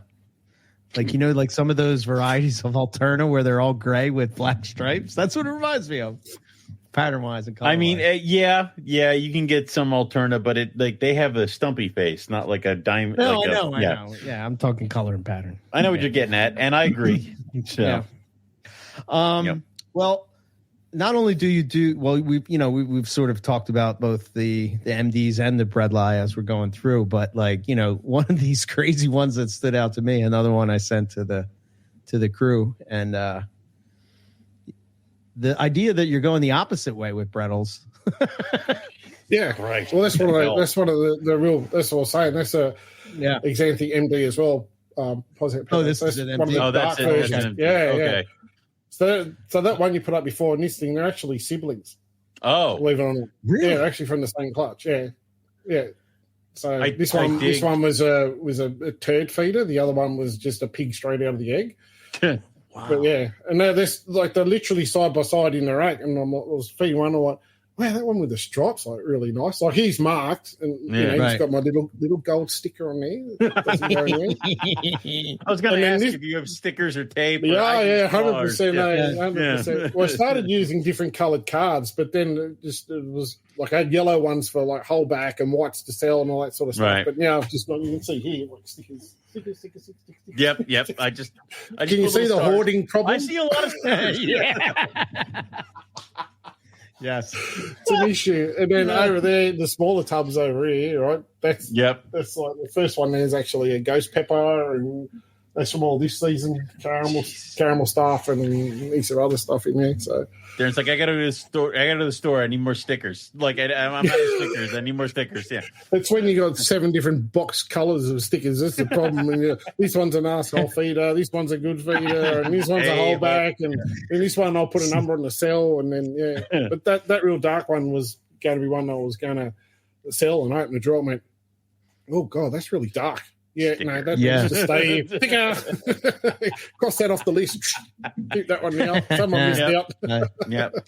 My favorite is I have this caramel tiger clutch, and I starred 2 females as my holdbacks, and then I'm like, I'll let one go, and then she just shed this week, and I'm like, All right. Well, maybe just put that little mark back on you. Like we'll just maybe we'll backtrack on this. Man, maybe we'll keep you. That was we'll give it another 6 months. I apologize. I was being too quick. That was too fast for me. I apologize. So how dare you? Yeah, I don't know what's wrong with me. So this is another ghost. So this is one I put in between kind of the two, I guess. So the other one's really dark. The other one's much lighter, and when we talk about polygenics, I look at that as a scale. Like the first one you put was really light and striped, and the other one was quite dark. So if you had a scale of 1 to 100 sort of thing, 100 being really light, 1 being really dark, sure, kind of sits in the middle. But I've never really posted a lot of these things. Those photos that I put up recently were just, I thought, we're always talking about the albino breadlie, the albino posset peppers, MDs, albino MD sort of thing. But these are constantly skipped over, and I don't see many people with them at all. And I thought, well, I mean, these are really, to me, I love black and white type stuff. So to me, I'm like, okay, there's some improvement in my eyes that can be made, but it's a good starting ground considering it's the F1 generation, really. So 100%. Yeah. So I'm quite happy to see where these go in their own right as albino MDs. I mean, you can't go past those silver eyes. No, you can't. And there's so many different ways to go with it. Like you can have a project that just increases the black and that kind of other stuff, and then you have other projects you can kind of play with too. Like it's the variability of carpets is a blessing and a curse. So yes, 100%. Yeah, there's one more that popped out to me that I thought we would hit before we. I want to show Owen the white coastal project. Show me everything. Damn. Oh no, that's different again. That's different. You don't even know what you're showing me. Yeah. No. I know this isn't the white coastal project. Okay. Well, you moved on to the white coastal. Okay. That guy's actually sitting right behind me. That one. Do you know what that is? The ghost. Isn't that a this is ghost breadlie? Yeah, that's a ghost breadlie. So when I did the albino to breadlie project, I thought, you know what, let's do something different the next year. And so this is actually hypoexanthic, so it's actually from Wayne Lark's line. Okay. I had that, to do the pepper project. I got the use of a hypoexanthic coastal male, and I did the same thing. I thought, you know what, let's make breadlie versions, and I hatched out a few quite nice, and I bred them together. This year I made, not this year, last year I think it was, I made like 8 breadlie ghosts, obviously breadlie / coastal 50-50 ghosts, and this guy's maybe the photo doesn't quite do it justice, but it's actually was quite a standout. It's almost patternless. There's still pattern there, but the top half, the other ones, a lot of the others have a much stronger pattern, whereas this guy just seems to be really, really reduced. I don't know if that's because it's a possible super, so I don't know if there's that influence there. Obviously, I have to wait till it actually grows up to size to prove that side of it out. But he was this one was a real bugger feeder. Couldn't get it feeding consistently. Would eat and wouldn't eat and whatever. And finally, I just started off on like hopper mice, and then one day I offered it a rat and just went, oh, that's me. Now you're talking, and it just absolutely guts his rats now. It's like open a rat and it's just like smashes everything that comes in the tub. So, Jesus, awesome. It's really, really nice, very light. I kept 2 boys. I've got some older ones that are just exanthic breadlie, don't have the hypo gene in them, and they look really cool too. But this guy is the first one that looked like it did, very, very different to anything else I've produced. So I was like, oh well, whether that's a super form of the hypo gene or not, I don't know. But so whether that's like an influence on the outcome, not sure. But yeah, it's just very cool. Once again, another one of those things that sit in a drawer and just fed one day. I went, I should try to take. I'm not very good at taking photos. Yeah. So it's like if open a drawer, take a photo, and slide it back, and hope it looks good on the camera. And because that's all you need now. Anyway, look at the screen. I think it looks good. It'll do. Yeah. No, that'll do. Yeah. I mean, phones today, man, they take pictures as good as Yeah, they're pretty good. They get the point across. Yeah, but it's another one of those projects where you make clutches. And my two breadline girls pumped out massive clutches too. That's the problem with breadline coastals. Well, go ahead. Oh, I was going to say I did have one so with the Pepper project. I also wanted to do polygenic variations. So when I started thinking about where do I take this, where do I go, I'm like, besides all the genetic combos, I'm like, well, what about polygenic traits? So when I had the time, I put a pepper over a gelatin. I put a pepper over a black and gold jungle. I put a pepper over a breadline because I wanted. I had this vision of different polygenic traits where you could make what you would call a red pepper with that breadline influence. Take a pepper and make it a high black and gold version with the jungle, and then with the gelatins being white, make real true black. Just polygenic. Like I said, Dinka project sort of thing. But when I actually put the pepper over the breadline, I was like, I was hesitant because I didn't want a clutch of 40 babies. And I'm like, what do I do? Damn it. And I thought, I'll give it a crack. We'll have a go. So I did it. She produced a terrible clutch.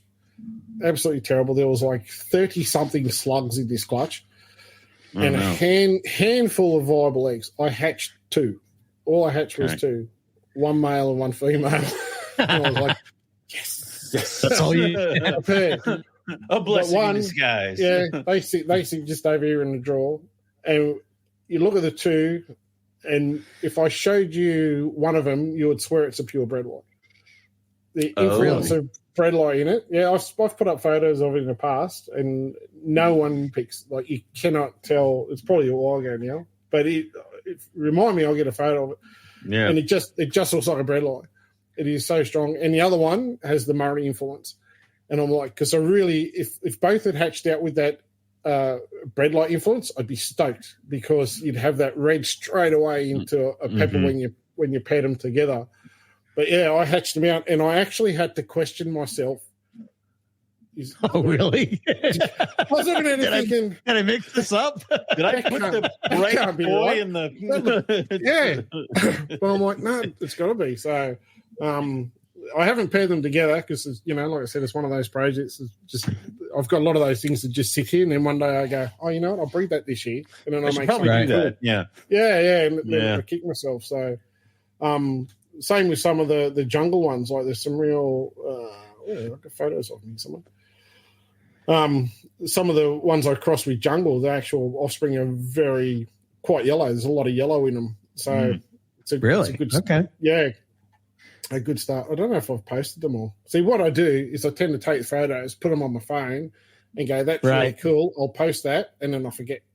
Then you forget to post it, Yeah. So I just sit on my phone every day. Yeah, that's it. Yeah. So I just, with work and everything else, like getting time to post everything, I've really got to make the effort. And normally it's the case of, I can't remember what I posted. I'll just take a photo of something else and I'll put that up. That's the problem is I will take pictures of something that I think is awesome, and I'll send it to this guy. Yeah. That one. I'll send it to him. And he'll be like, him. I'll send it to him, and he'll be like, that's gorgeous. And I'm like, yes, I've done my duty. The world will now know of this snake that I like, and then that's it. I don't send it to anybody. And then later, like months later, I'm going through my phone, and I'm like, oh, shit, yeah, post it on the Instagram. So, like, that's what happens. Eric gets all my pictures. Well, Brent Smith, KHB, we're exactly the same. Exactly. I'll go take photos and I'll be like, oh, check this out. And I'll just send photos and go, that'll make a mad post. Yeah, I might do it Yes, tomorrow. It will. And then it just sits there and I forget about it, Whereas, of course, he sits in his office most of the day long on his computer. Like, he's lucky because his wife cleans everything for him. It's like, I'm like, oh, God, that's an option. Yeah, apparently I didn't know this at the time, but apparently yes, it's an option. I feel like I didn't do a vetting process. She's not here. Checklist, excuse me. Clean snakes. Oh, yeah. Is that a deal breaker? Cooked food. Oh, yes, good. Yeah. No, I didn't get one of those, but he scored very well. He got himself a lovely wife that cleans all his snakes. So he gets the joys of going home and taking photos in clean tubs and everything. And I'm like, oh, it's all right for you. I'm like, I'm going to go home. You open a drawer and think, that looks perfect. It looks really nice. It's sitting in the right spot. And then there's a shit in a shed sitting behind it. It's like, Yep. Yeah, they always look best right after they shed, but they always shit after they shed. So it's like, that's it. It's like it never ends. But anyway, and you could sit there and be like, people understand that, but I got flack once because I took a picture of a snake and its water bowl appeared empty. It wasn't empty, but it appeared empty, and people were like, it doesn't have any water. I'm like, yes, it does. And also, if it didn't, I was gonna fill it. Like, that's why I'm in there. Exactly right. Yeah. I feel like, well, you're pretty close. Like, it's no, I'm just gonna close it after I see that there's no water in there. It's a picture day. Yeah. No cleaning or watering will happen on a picture day. Yeah, God. That's it. Yeah, I mean, that's the thing when when you've got 10 snakes, it's easy maintenance. When you've got several hundred, and you work full time, sometimes it's a case of running around opening all the drawers, just making sure it's got water, and then you go and start cleaning somewhere else. So, unfortunately, when you feed so much, you can only try to keep up with the cleaning. I've gone through my adult rooms. I've spent the entire day just in one room cleaning all the adults, and I guarantee you the next day you got to go back there and clean half of them again. What is it about snake in a fresh cage? It's like, no, I need my scent in here. So it's just like, it's like I just cleaned it. Why? Man.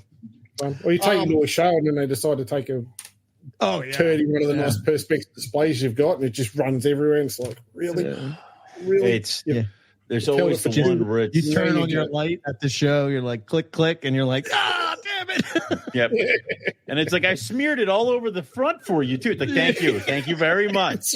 You couldn't just do it and sit. You had to just okay. And then you got to take it out because it's been crawling around its own pee and poo for ages. You've got to get 14 rolls of paper towel, and you're trying to clean it, and then you get covered in it because it won't sit there. It won't just go wipe me dry. It wants to go around your head and up your arms and all over your shirt. While this is happening, somebody comes over and says, I have a corn snake, and I wanted to ask you questions about it. You're like, I don't. Like, can I give me a minute? Well, I was curious if you had any tips, pointer, when it comes to breeding spring breeders and winter breeders, non-spring breeders, red lie with jungles or MDs with jungles or anything like that. Yeah. So going back to that project, when I heard that, there was a bit of manipulation involved, and I would say also a side of luck. So for the albino, it was a pure albino Darwin male and a female bredli. So I was right at the time when the Darwins were stopping breeding. So I was just coming out of that season. The bredli kind of started warming up, and I'd given them the girls a couple of feeds to keep them going. So I kind of bumped the bredli temperatures up probably a couple of weeks before I thought I'd introduce the male to try to trigger him, to try to things are warm. There was also a side that we actually had pretty decent weather, so there was a natural warmth as well.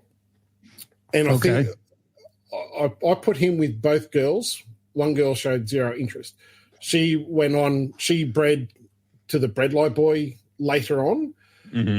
So the girl that was sitting in the very top racks, we call them python racks, then you call them boa racks, the visions, the big vision tubs. Yep. So the girl at the top, which obviously would have been warmer than the one underneath, being higher up in the rack with all the heat flowing up.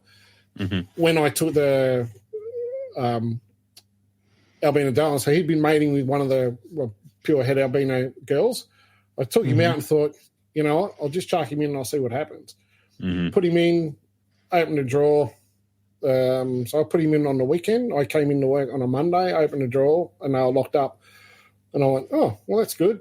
So I just left him in there for a week. I saw 3 visual lockups with the 2. Mm-hmm. And he was literally in there for a week. And I went in there because that time of year, males aren't eating, girls generally aren't overly interested in food. Some will eat, but they're not like, during summer, they're sitting at the drawer. You open the drawer with your hand, you're going to get smashed. So it was a book. So during winter when everything's breeding, I just check everything. The girls are all pretty chilled. The boys are pretty chilled. I went in there and I opened the drawer with my hand, and I tell you, I reckon he missed my face by about this much, the albino boy. He just, I've gone, oh, I wonder how you go. Whoa!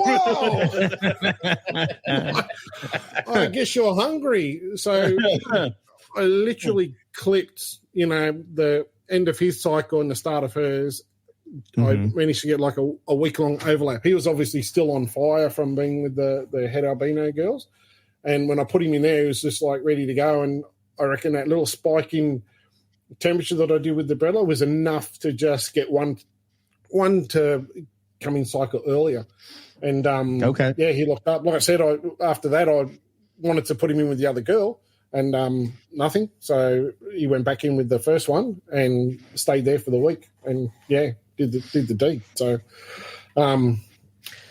it was there was a little bit of work from my side to try and get it done, but I also put it down to a lot of luck as well, just to get that crossover, because I could have changed the temperature in the bread, and the other one showed zero interest. I put him in with there, and there was just nothing. Put him in the other one, left him for the weekend, and bang, now locked up. Whether I left him with the other girl and she would have responded over a couple of days, I don't know. Yeah, but I'm like, well, this is working, so just let it run its course. So when you're approaching the actual crosses, like the animals that you've produced that are crosses of both, right? Yep. Does that change? What's your approach with breeding them? Do they just go follow suit as regular carpets, say, in the winter? I've now bred, obviously I've bred them and produced my own albino bred line. Right. Yeah, and I breed them like I do with everything else. So I start pairing.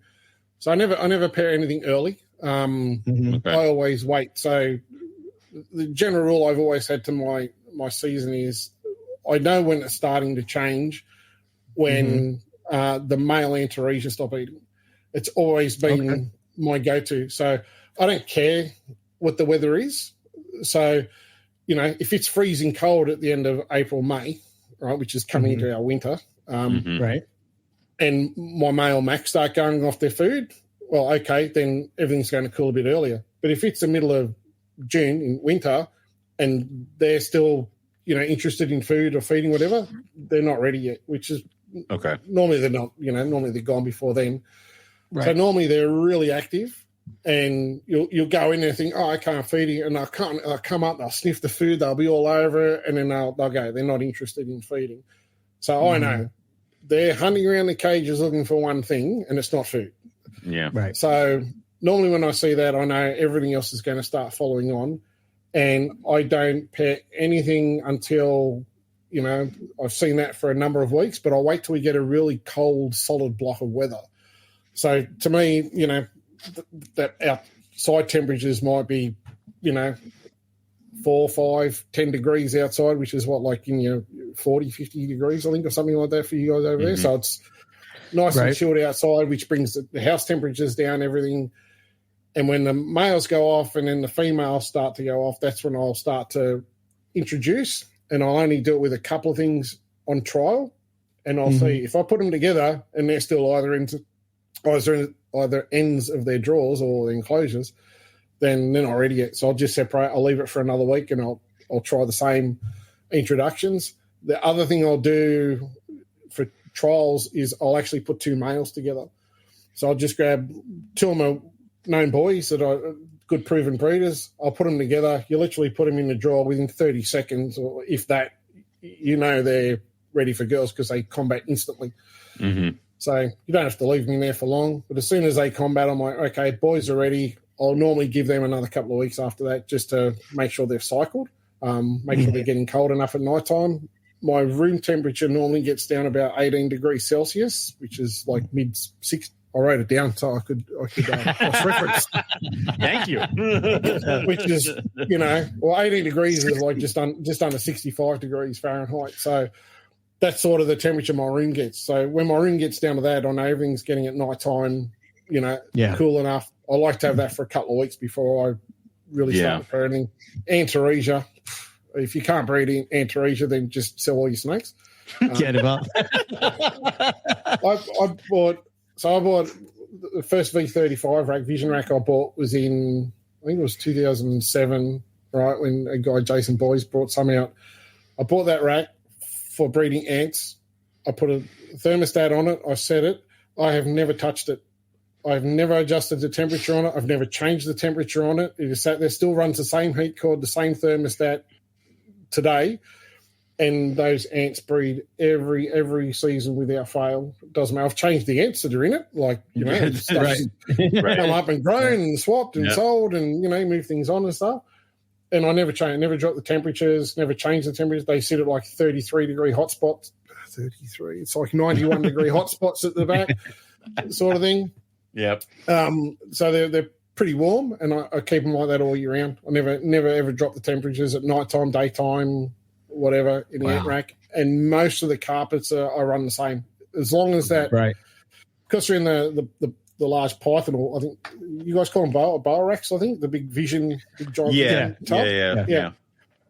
So the carpets in that, because they've just got a heat section at the back, and because the room's getting cool enough, they come to the front, and you can normally tell when the girls are like coming in cycle, because they're rarely sitting in the back. They've all come to the front. They're coiling around the water bowls. They're lining right up against the front. They're trying to get cool.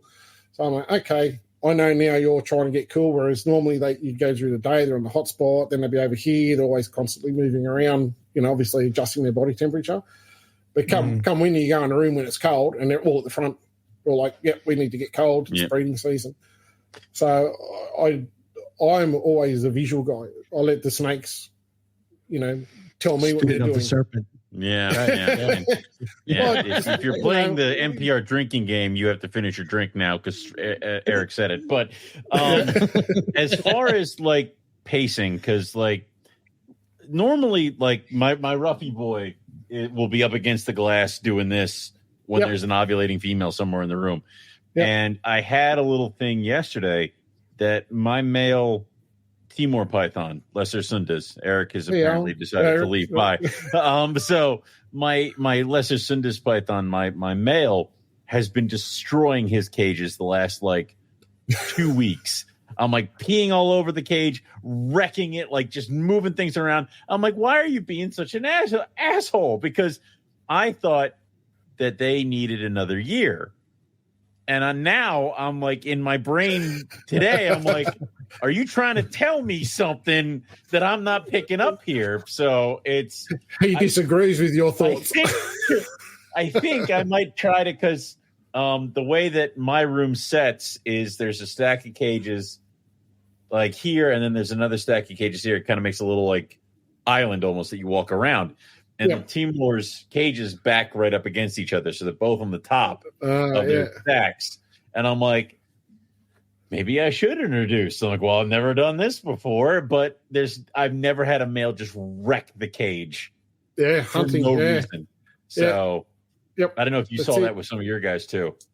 Yeah, no, definitely. The other thing is, through summer, obviously, you open that cage, they come out there, they want the food. They're going to, you put your hand in there, they'll smash it if you give them half a chance.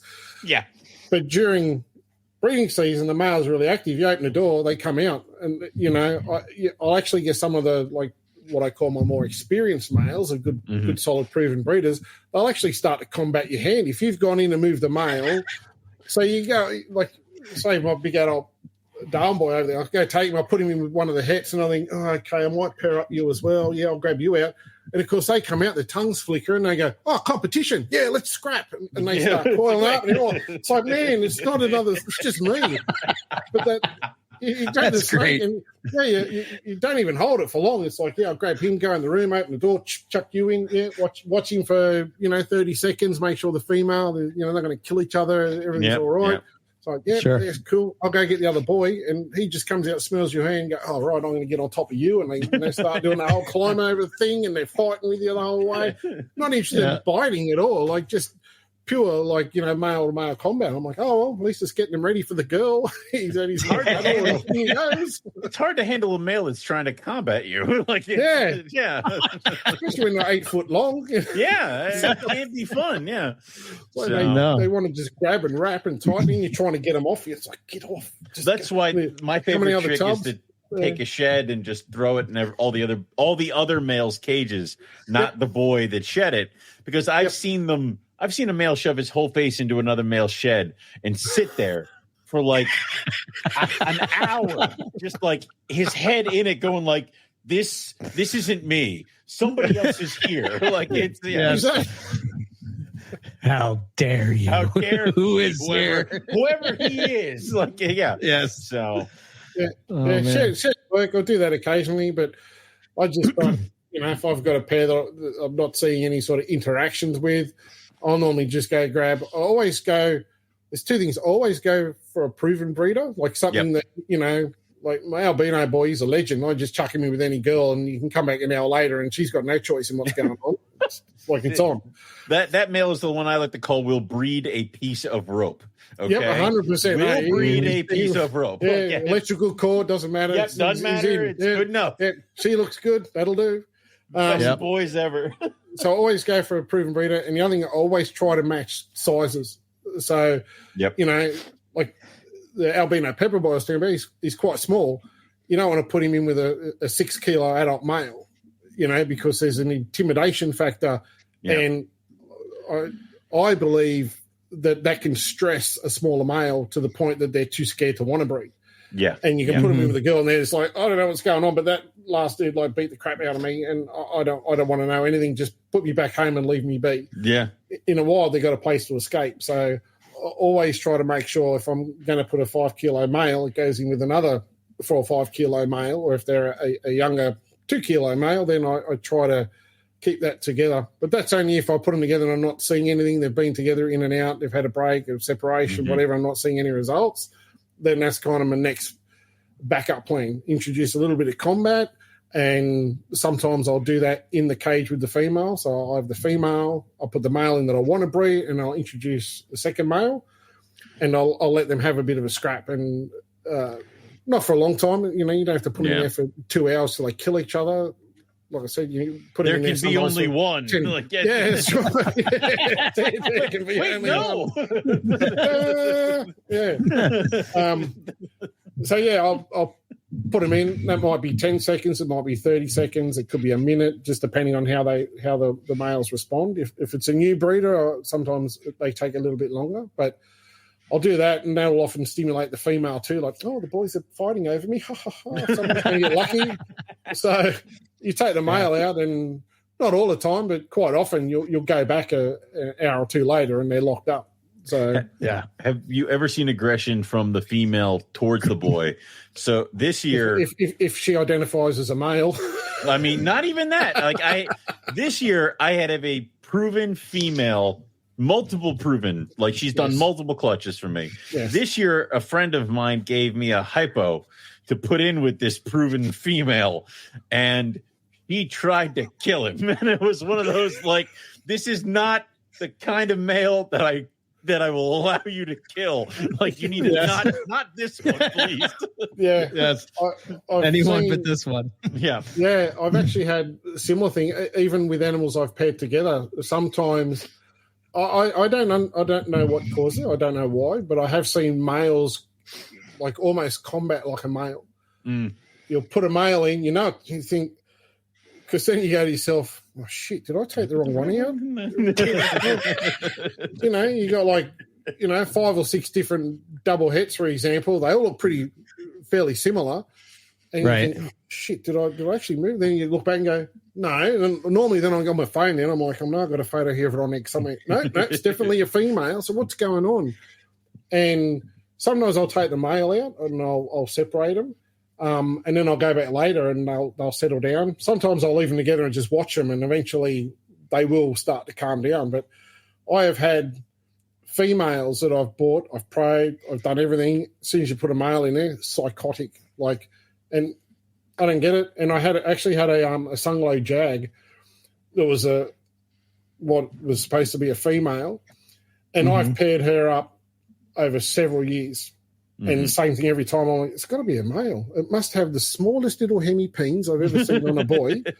Very unfortunate. And I paired up. Anyway, last year I put a male in. I thought, I'll put a big male in there. It was kind of end towards season. Yeah. She kind of had a scrap and then nothing. I thought, I'll let him go for a few days. I thought, I'll just take her out. And she laid a clutch. I'm like, okay, you are a girl. So we have just like you want to identify as a male in this day and age. You just don't want to help me out here. It's I had a head Exanic female that was the same way. I sent every Exanic male I had at her, Exanic Jag males too. I'd get locks periodically, but nothing ever came of it. No eggs, no nothing. Year after year, and it's like the other girls that I have that I'm raising up are going to supplant you if you don't do something here. Like, I have Exanic tigers. Like, get off your ass, otherwise you're gonna lose that 4-foot penthouse you're in. So no longer yours. Yeah, I've also had males locked with males. I don't know if you've seen that before. I've had males. No. I've had 2 males. I had a proven male. I put him in with a male or with a female, and they chilled for like 2 months together. Totally fine, hanging out together, moving to different parts of the cages, no combat, no nothing. And I pulled the one that was supposed to be a female, chucked it in with one of my proven girls. They were locked up in 5 seconds. I'm like, the fact that this proven boy, who I know would combat anything, was just like, no, he's cool. This guy's good. And I'm like, wait, bros. I don't know why you got to be like, now you choose to be roommates. Like, I don't know what's going on here. So it was. I had a similar thing where I actually had a what was it? Was it Albino? Sorry, it was a silver pepper with something else, and I couldn't work out. Like, these things were locked up, like mating, like locked up. I'm like, obviously it's a domination thing, and I'm like, oh, okay, cool, that's good. I thought there was a boy, it's a female. Yeah, that's cool, whatever. Nothing. And then the following season, I put a different male in, and they started combating. I'm like, what is going on? I'm getting mixed signals here. I've had female. They've made it, and no eggs were obviously produced. And then following season, I thought, I thought maybe the pepper wasn't ready or whatever, even outside other clutches. So I thought, this year I'll use a different male. And they started combating, and I thought, going back to what you're saying about females, I thought, maybe she doesn't like him, like coming near me. And I just thought, that's weird. So often, because normally it's you put 2 males together and they combat, it's normally a good sign you've got two boys. Normally you put a male with a girl, there's no combat. It's normally pretty obvious. So I thought, that's you know what, I'll take what I thought was a girl out, and I put it in with the girl. And exactly the same thing. Literally went back a couple of hours later, and here he was locked up with the other girl. I'm like, so you are a boy. You are a boy. Does that make you in the world of snakes bisexual? Because, it's like, not that I care, but it's like, you did any side just tell me what you want. I plan around it. Like, it's stop confusing me. It's just I'm just so confused. That's crazy. Wow. Yeah, that's wild. Yeah. Okay. I've only seen it once, but it was it was just kind of weird. Like, I've seen them like chill, be cool, not do anything, all that sort of stuff. But to actually see 2 locked up, I'd never actually. No, that's a new one. I think the craziest thing that I've ever experienced breeding was producing 1 egg clutch. Just 1 egg. I loved that clutch. It's a chicken. Where are the rest? Like, what the hell? It's like, what is going on? Just 1 egg. 1 egg. And she's like wrapped around it, and I'm like, I open her up, and I'm like, where are they at? The hell are they? Did you eat them? Have you eaten the rest? What did you do? I'm like, oh my God. What was that in? It was citrus tiger pairing. Yeah. Oh, wow. Yeah. I don't know. It was weird. I've never heard that, saw that. It was straight. I'm saying no, and I was like, chicken. have you ever had a carpet just produce one egg? What? And he's like, no. What's hilarious, and I'm so glad we're doing a show today. And I didn't. Okay. I wasn't. I decided to be nicer to you. I got a Facebook history thing, and yes, I saw it too. It was I saw it too. 12 years ago. 12 years ago, with your picture of your babies hatching from the nice little coils of their maternally incubated mother, and your thing going like maternal incubation success, and then like right after that is a picture of your eggs in my incubator, and I'm like maternal incubation failure because you didn't wrap them, you brought them to my house. It was like you were up here, and I just brought you straight down there. Oh man! And it's like I saw that today, and I'm like, no, I'm gonna be nice to him. And now I'm like, oh man, special mates are full. Yeah, this is my first year breeding. I'm so excited. My first clutch. I'm doing maternal incubation. I'm not afraid of it. I'm just gonna embrace it and just get it out of the way so I can say I did it. So excited, and I'm like. I'm so confident that this year of breeding is going to be just maternal incubation that I don't set up an incubator. Rookie move. Always have a goddamn And, the first clutch went without a hitch. And then all of a sudden I had a zebra jag and a red tiger and I put them together. And there was like 3 eggs outside of the clutch. And I'm like, this is not good. Maybe she'll reconfigure and get it. So I sent the picture out. Owen says, pull the eggs. Pull the eggs, bring them to me. Like 3 more people. They're like, pull the eggs. And I'm like, but I don't have anywhere to put them. So real quick, I'm like, and it was like, what is it? Like, it was like freezing cold outside. It was cold as shit. Yeah, it was. And I had to drive to Owen's house, which was like 20 minutes away. So I'm like, how do I get these eggs to his house in 20 minutes? So I threw like all these towels into the dryer and just turned the dryer on. And I got them all preheated. Preheated. Perfect. I wrapped them all up and I'm like driving to his house. 3 eggs. He's like, yeah, that's a failure. Yep. Am I success? Am I failure? Yeah. That's generally one of those things you only do once. Yeah. You know what? Yeah.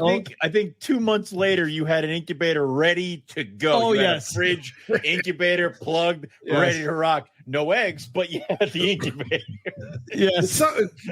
It's funny though. It's something you see quite often. Like I don't know how you guys, but people they pair things. Suddenly go, oh, I've got a clutch of eggs. What do I do now? Put them in the incubator. I don't have an incubator. It's like you paired the snakes. That was the next step. If everything went well, you were going to get here. How are you not prepared? I'm like, you paired them together to breed. You bred them. Now you've got eggs, and you haven't got an incubator. Where do you put the babies? Oh yeah, I've got to get a hatchie rack. I'm like, prior planning, like get a hatchie rack, get an incubator. I can't fault people for not having hatchling racks because I had to like raid Eric's garage this year because I had way too many goddamn eggs. So there it is.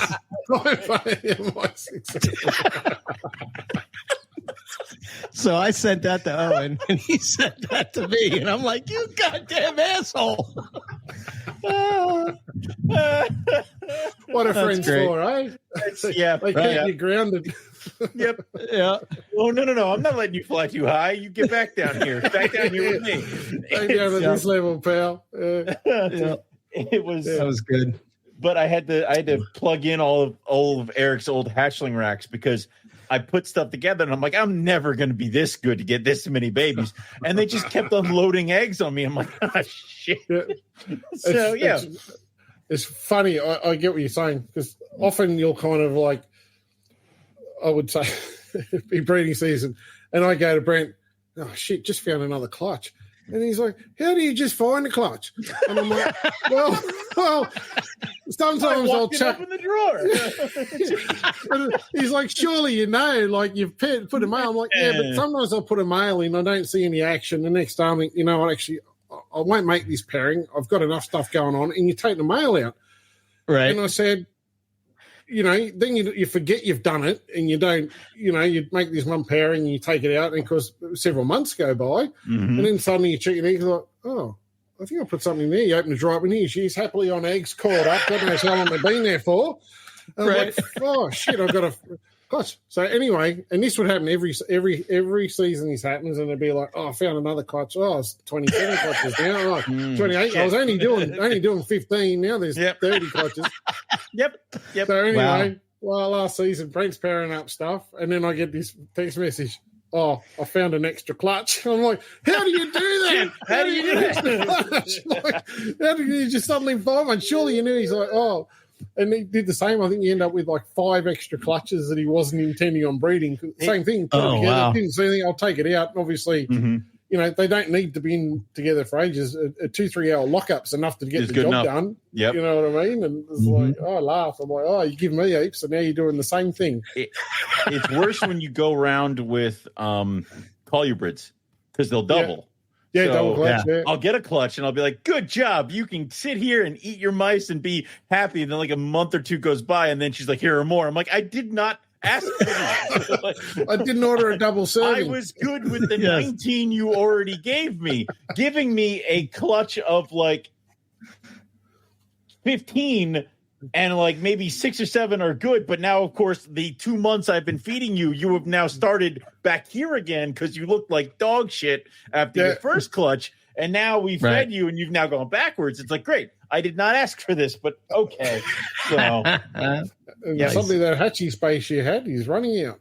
Oh, yeah. It's all gone. All gone. Yeah. All that? All that gone. Yeah. Well, no, it's not right now. I've sold a bunch. But, okay. All right. The issue is that getting ready to fill it again. But say we're coming up on we're coming very quickly onto egg time, and I'm like, and you and I were talking. I'm like, I did really good this year. I'm not doing that many clutches. You're like, well, you're doing this one, right? Yeah, and this one, yeah. And what about these? Yeah, those are together, dude. That's like it's like 20 clutches. They're not all gonna go. They all went last year. Shut up. Like it's. I don't. Yeah. Stop making sense. That's always the way you think. Oh, you know what? I'll just pair up 30. Yeah. And like, if I get 15 or 20 clutches, you'll be sweet. And that's the year you get 35 clutches. Yep. Because suddenly you threw this together and thought, no, I won't do that. I'll take that out. No, I won't do that one. I'll stop doing that one. And then everything goes, and it's like, now where do I put everything? I had to fill up the incubator with hatchies one year. It was completely ran out. Really? Of room. Yep, completely ran out of room. I had 240 something hatchies in my incubators. Jesus, all in little tubs and water bowls and everything. Oh, that was that year. I said I'm not breeding again for another year or two. Yeah, the following year I did another 17 clutches. I think. Am I the only one that says that when I say I'm taking a year off, I actually take the year off? I don't think. No. Probably. No, you take 2 years off. You're like, I'm taking a year off, and then 2 years go by, and you're like, I guess I'll try breeding again. And last year people are shaking me, being like, Burke needs to breed his diamonds. I'm like, I'm trying. He's over there. So yeah. They won't ask me. They just they come to me. It's a habit. Mm-hmm. So there's two projects left on the table that I wanted to talk about. Yep. One before we jump off, but one Owen. Well, actually, I think I'm probably more excited about it than Owen is. But I'm excited about a lot of things. But go on. Look at that thing. Jesus Christ. Well, that's the white line and stuff I mentioned before. Yeah. So that's still last line coastal. But when I had the hypo coastal, I outcrossed it to a couple of coastals that I had. And some of these really light ones popped out. And I'm like, wow, like they'll stand out straight out of the egg. And I'm like, wow, these are going to be cool. So I kept them back. The father from that one got a tumor and he died at a fairly young age. But he managed to sire a clutch to another. So the original clutch, there was a really nice ghost, a really nice caramel, and another exanthic, which didn't survive for long. It died long after. But It was a share clutch, so the person I'd done the share clutch, which obviously saw half the babies, so I kept these couple of crackers out. He sired the original founding black and white Ghost, sired a clutch with the caramel, produced this one and a couple of others that came with it. So these are all up to size for breeding this season. The Xanthic, there should be a photo of an Xanthic one, which is just black and white. There's a couple is a caramel. This is hypoxanthic. Yeah. Hypoxanthic. Oh, Jesus. Yeah. So, but I mean, I've not seen one like it. There's another guy, Corey Farr, that breeds some similar. Reptile Monkey, I think he calls himself, up in Queensland. But yeah, I hatch these. I call them White Line. He calls his RM White Line now. He sort of goes, "Oh, can I call mine the same?" And I say, "Oh, whatever. I don't care." And in hindsight, I probably said, "Maybe you should give him a different name just so there's a differentiation." Yeah, separation. Yeah, separation. Right. But I mean, going back to what I said before, what you do in your house is your business, so it doesn't worry me. But so hopefully that guy, the females are a little bit darker, a little bit more melanin, but they're still very similar. That's the headshot of the boy. Yeah. And there's I'm like, I'll just take the hypo project and I'll just mix some tigers and stuff with it. Now I'm like, I don't need to really kind of go nuts with the Xanax shit. And I was like, great. Now I got to take the Xanax shit, cross with the hypo shit, and try to recreate this shit because you can't get over here. Damn it. We're gonna maybe if we breed them to gelatins, Owen. Shut up. No, that's gorgeous. God damn. I have some gelatins to give you. That's it. Yeah, these guys are pure coastal as well, which makes it even cooler. But if you actually scroll down, where's that photo? Is this on my Morelia by Design page? Yep. If you scroll down, keep scrolling. There's that one. Pretty. Keep scrolling. Here you go. I'll take Darren, one of everything on the page. Just Okay, so stop there. So if we just go to where the albino pepper is, you can see that first one. So there, all those black and white one, that is 1, 2, those ones there. So that's an Xanthic version of the same thing. So that one was an absolute. What the hell? That's been an arsehole. It's a male. Oh, what a dick. You should send him here. Yeah. I think the portal opens up in half an hour. Yeah. You really got to get the timing of the portal right. I'll get my wand out. Yeah. Throw your towels in the dryer. You'll be all right. A few towels in the dryer. Yeah. Wrap it up. So he's just been a real fussy feeding arsehole. He now eats medium rats now, but every now and then. So if you look at the nose, you can see he's almost got a blue tinge on his nose, which is white and black coastal, but there's blue that bleeds around the black, and it's almost like you took a white snake and attacked him with watercolors, and it kind of bleeds a little bit, and it's just. Oh, I'm sorry. Yeah. No, you're right. Yeah, it is. Sharpie. They'll love this. Yeah. Want to see my texture collection? Yeah. Yeah. That's a great shot, man. What are you talking about? You can't take pictures. Stop it. Yeah, what the hell, dude? I was a lucky shot. Man. I actually took these because I had a few people, it's always the way people put up photos, and you can often see they'll say, "Oh, look at this Xanthic," and you'll see just all the colours taken out of the picture, And I had a few people going, "Oh, I've never seen anything as bright as that. Is that legit?" I'm like, "Yeah." So I actually took these in the first year. I think I took it to about 3 shows and just put them there on display, and I said, there it is. Look for yourself. And other people would come along, take photos. And, oh, wow, that's crazy, this, that, and the other. Because, it's pretty true to life, the coloration. It's not doctored at all. It's crazy. I actually was going to grab it to show you today, but it's in shed. Of course. Okay. Yeah, I'm like, we'll see. I'll take it out, check it over here. But it was actually in shed. So the eye is, I love that. I can't get over that. That is crazy, isn't it? Oh my God! Great! Thank you, Darren. I now have a completely different object. The whole project is you can hear the gears turning. It's Cool. Yep. Nope. Stop all this crap. Change it over here. Spin the car. It's okay. Yeah. Yeah, but that's just the polygenics. You know what I mean? Like going back to what we were saying early on with the albinos and everything. It's the same thing. Like, in essence, it's an xanthic. Like you could. Who would think you could take xanthics to this level? You know what I mean? What can you not do? Wow. Eric's like real time, like it's like May 19th, 2022. Yeah.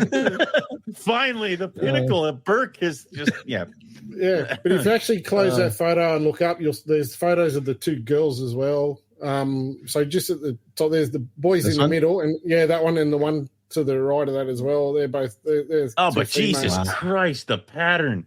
Yeah, so you can see she's got a little bit more melanin in her than the actual boy, but but it's the whites. Yeah, it's like when you imagine some sort of like diamond. Jesus Christ! I mean, I'll meet you at the portal for these. If you don't, I'm coming through the portal to get them myself. I will come through. Eric's going to tie a rope around me. I'm going to jump through the portal, and then you just blow me up, and I'll jump back. Yeah, exactly. Quickly. If you actually look at the head closer on this one, it's actually got some really white patterning on it. I'm look at it a bit different. Like you can, I don't know, it's a little bit of Barrett, but just either side of the towards the nose and the eye and around the back of the eyes, it's just really bright. When you actually see it in the tub, it's very distinct. And we talk about chimeras and stuff, and you look at like when two eggs fuse, and hatch. Like obviously that happens probably more often than not. But if it's in a wild type, it's wild type pairing, you would notice. It's only when it's a standout with two different mutations that you actually see anything. And I look at that, and when you actually see it in the face, looks wrong. Like it doesn't look like that pattern fits the rest of the animal. And part of me thinks, I wonder if that's what it is, but I don't know. But it's harder to pick up, obviously, in a photo. But but they're all very, very white, very light coloured, very cool. And the caramel, I've actually got a caramel version as well. I don't think I put a photo of that. Oh yeah, no, there's a caramel. There's a photo of the caramel there as well. If you go back, the caramel's they're down the bottom. Go back down. There's three there. That's the white. That's a white line caramel. Yeah, that's the caramel. Oh, sorry, hypo version. Yeah, that's a hypo. Yeah. I have this habit of just everything's a caramel. I mean, I do too. I know what it is, but it just, caramel. So this is a hypo white line. Yeah. Sweet Jesus. So that's a female as well. Owen, I think we could do this project. Uh-huh. I have those. I was trying to make those white line tigers from the bale and stuff. I can see the wheels turning. Yes. I just hatched out a clutch of exotic tigers. So we will have to talk. I have 3 females that are from that white line. Okay, stuff. I can do this. I'm gonna go downstairs and sell some jungle jags. Like, and when I sell, I'm gonna put them in a box and kick them out. Here. God damn, that is gorgeous. Let me see if I can. Hold on. Let's see if I can find it real quick, just to throw it up to show the. So, what's the next step with the white stuff? I mean, is it just refining and breeding? It is. So it'll be to produce more. So I've got a few more numbers to work with. And then, the goal is to try to make something just solid black and white. It's always been, something, like I said, I like black and white animals. Mm-hmm. So to try to refine that into a cleaner, brighter black and white down the track. But then,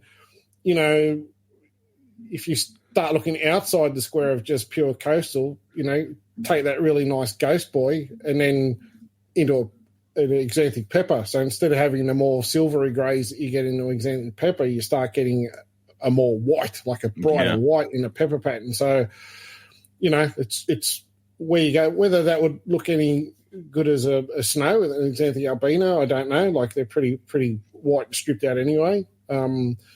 But to see that in, even a granite, try and get a xanthic granite in that, real black-white coloration would be cool. So Yeah.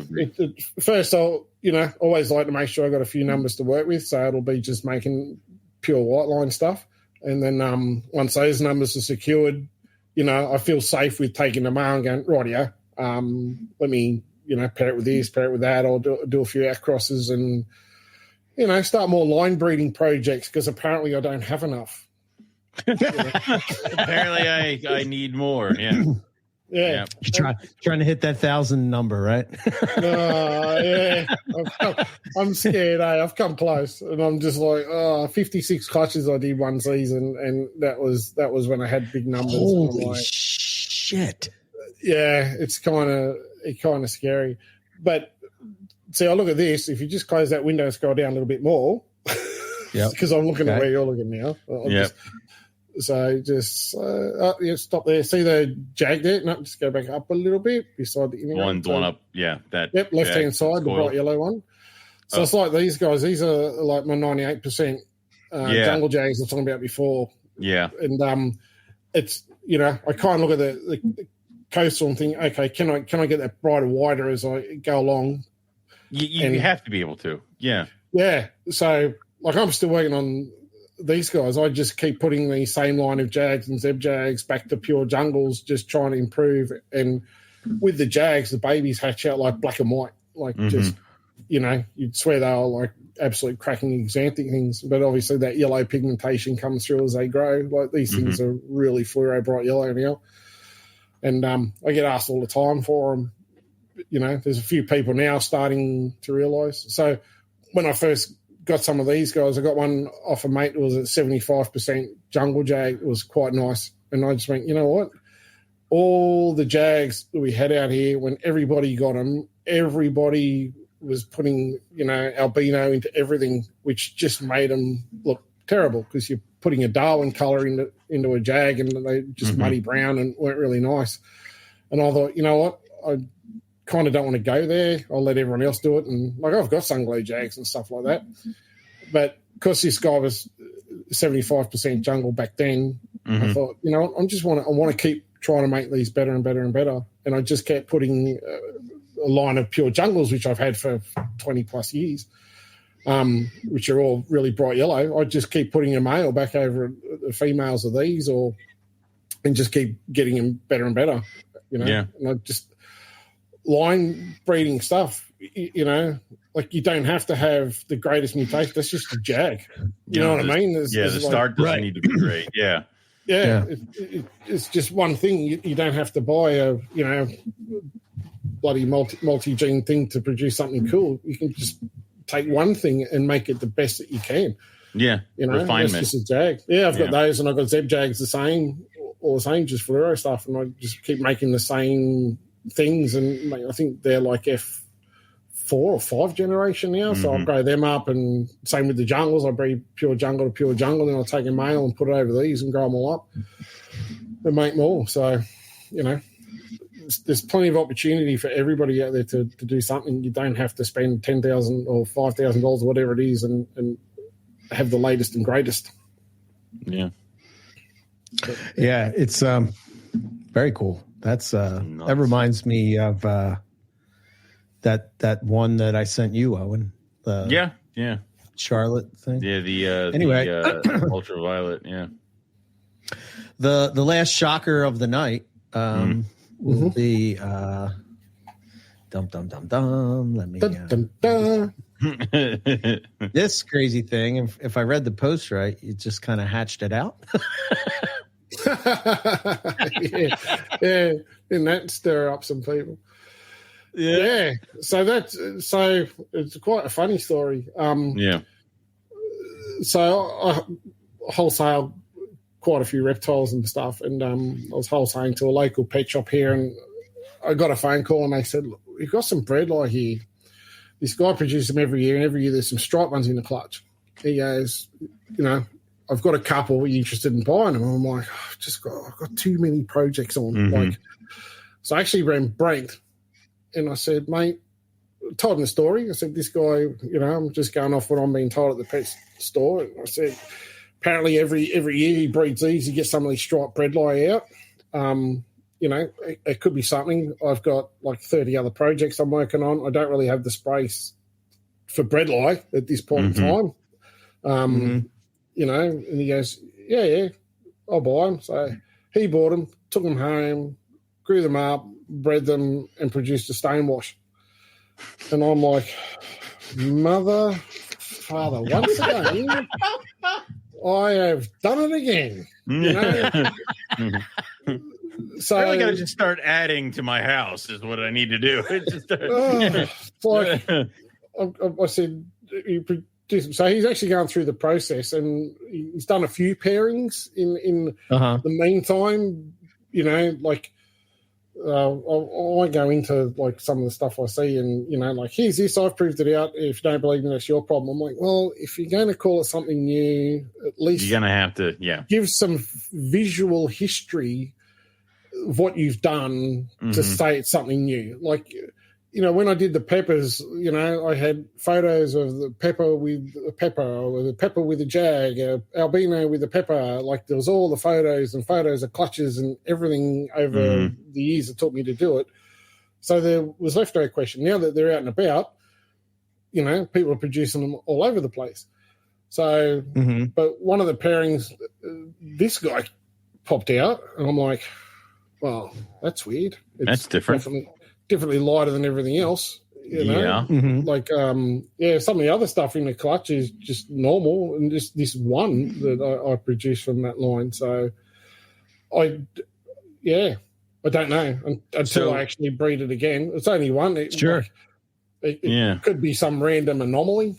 Like, to me, I've seen many singular things. I've seen gelatins way back when they first kind of popped out, fully striped. It ended up going to it was bred by a guy Tremaine Anderson.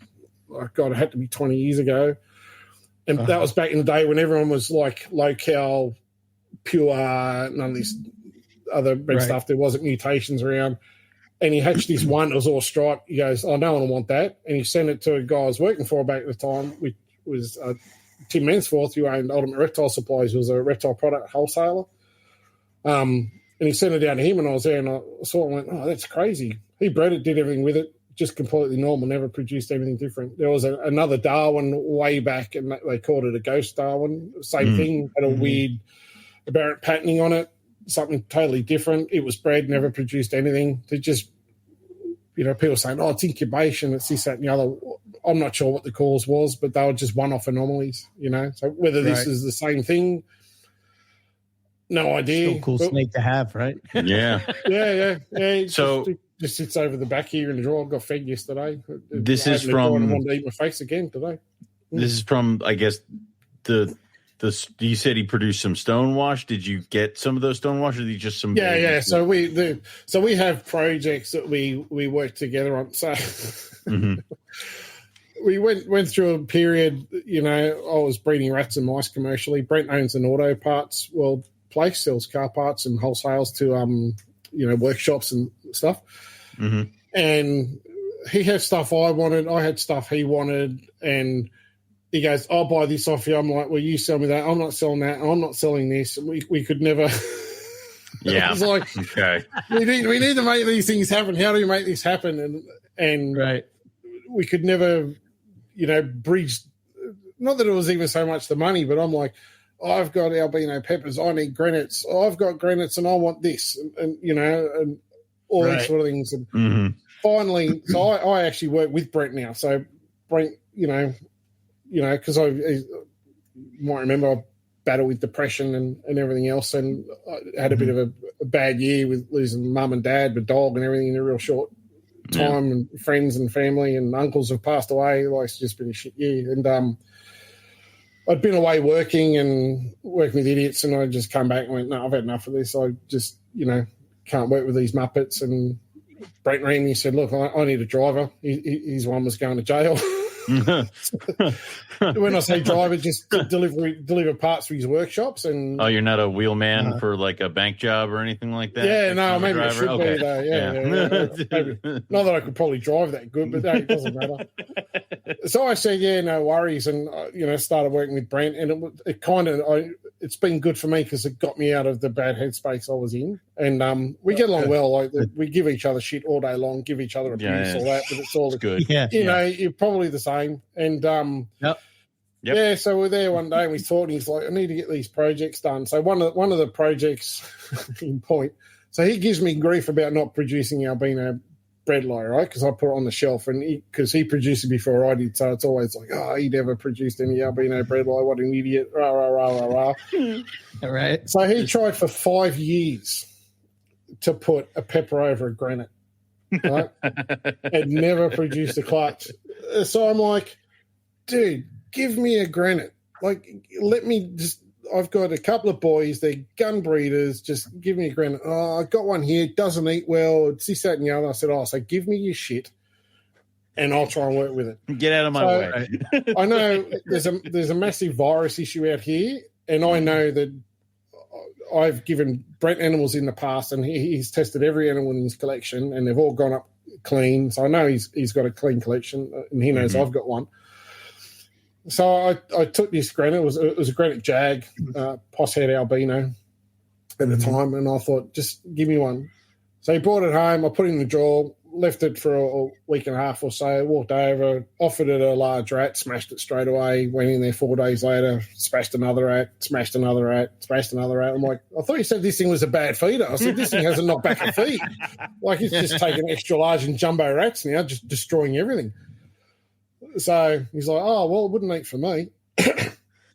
So come in the season, first thing I did, silver pepper, straight in with the draw, in with the granite.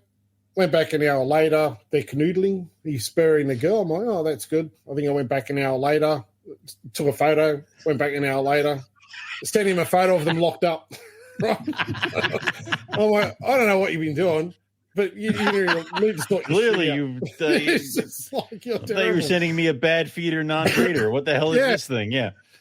So of course it goes from that, it goes straight into ovulation, straight in the shed, and then she was due to lay. So she was in a V70, which is what he had her in. So I thought I'll just mimic the same thing, and she was pacing. Like you could tell something wasn't right. She wasn't happy. She wasn't prepared to lay in the drawer, and I thought, you know what? I had a python tub spare because I had a male that was in with another girl. I thought, you know what? I'll give this a good clean. I'll air it out and I'll just chuck her in there, put a hide and some sphagnum moss and a few other things and chuck her in and bang, laid a clutch within a day of putting her in the thing. She obviously just wanted more space or wasn't happy. Maybe it was a temperature thing. I don't know. Right. And there's actually a photo on my page somewhere because she had no idea what she was doing, half on the eggs, half off the eggs, same sort of deal. I'm not sure where it is. You got to love the good mothers, you know. Yeah. So anyway, laid the eggs. Oh, here we go. That's right. She caught up beside him. Yeah, this is it here. Do you want me to share it, Eric? Or Yeah. Go ahead. Yep. Yeah, that's fine. Now, sorry. Give me a sec. Let's click on there. Share screen. No. Probably come up. There we go. So that was like within an hour of carrying them together, and you see he was like spurring her around the side. I'm like, right, that's great. Yeah. Went back later. Locked up. Yeah, that's a lock. Yeah. So I'm like, this is how it's supposed to work, mate. Don't know what you can see. She wasn't massive, but she was good. And that's it. She's gone into the start of ovulation. Oh yeah, wow. Yep. Yeah. Yeah. Holy shit. I'm like winding Brent up like tomorrow. Like, hey, wow, 5 years. Oh, you couldn't do it. Had the female for 3 months. This is what happened. You have to put. You have to make up your own breeder success. Breeder. You have to make a little thread. Yeah. it's good if you post it on Facebook because it'll keep reminding you when it happens. Yeah. Yeah, 100%. So then, of course, straight into a shed, as they do. And there we go. Nice. So that was it. I moved her in the drawer. He's like, oh, I'm caught up on these eggs. I'm like, wow, really? No, no. Didn't have it. Oh, So that's just great. I've had one rolled over there, never know. Put that on the side. One slug, yeah. And that was the clutch. So I think that was the last of the photos. Yeah, I don't know what that is. No, that's something else that's actually up. So anyway, but yeah, so, Okay. so Very cool. so I get that. Yeah, so she's yeah. So that was a granite jag, posse head albino. That's granite jag head albino. So Okay. we've got now jag, double het, pepper granite that are also posse head albinos growing up, and mine are smashing small rats now. So I doubt they'll go this year, but probably next year. So, Wow. but Okay. yeah, it was That's cool. Yeah, there was another one I did as well. That was right. Yeah, so we have these competitions all the time. Mm-hmm. So the other project that Brent couldn't do was the ghost breadlie. So the exanthic breadlie. So he bought a pair off me when I did the high pale exanthic over a breadlie. So I've bred mine multiple times now. I'm not sure if he's had a clutch yet. Mm-hmm. But he's lucky with odds. Like he gets lucky with odds. He's a tin pot. Everything that's poss het is just a het for him. Oh yeah. He's one of those. Oh, Who's that guy? Yeah, one of those guys. It's like how Eric's like, I've bred the most heavily banded animals together, and all my shit has stripes. I'm like, what? My shit is striped, and I don't have a single striped animal. Like, yeah, no, it's You and I are in the same boat. Yeah, I'm like, yeah, shut up, dude. Yeah. That's right. Yeah. The odd gods That's aren't awesome. on our side, that's for sure. Oh man. Yeah, that's been great, man. That's been great catching up with you. I love absolutely.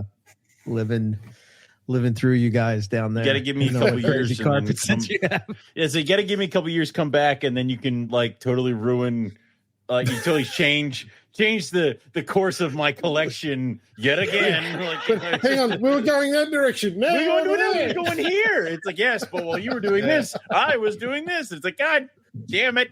Yeah. So, and so how can people get? I know you have a YouTube channel where you do the egg cutting thing, which is awesome. I love that. I love watching that. Yeah. That's always fun.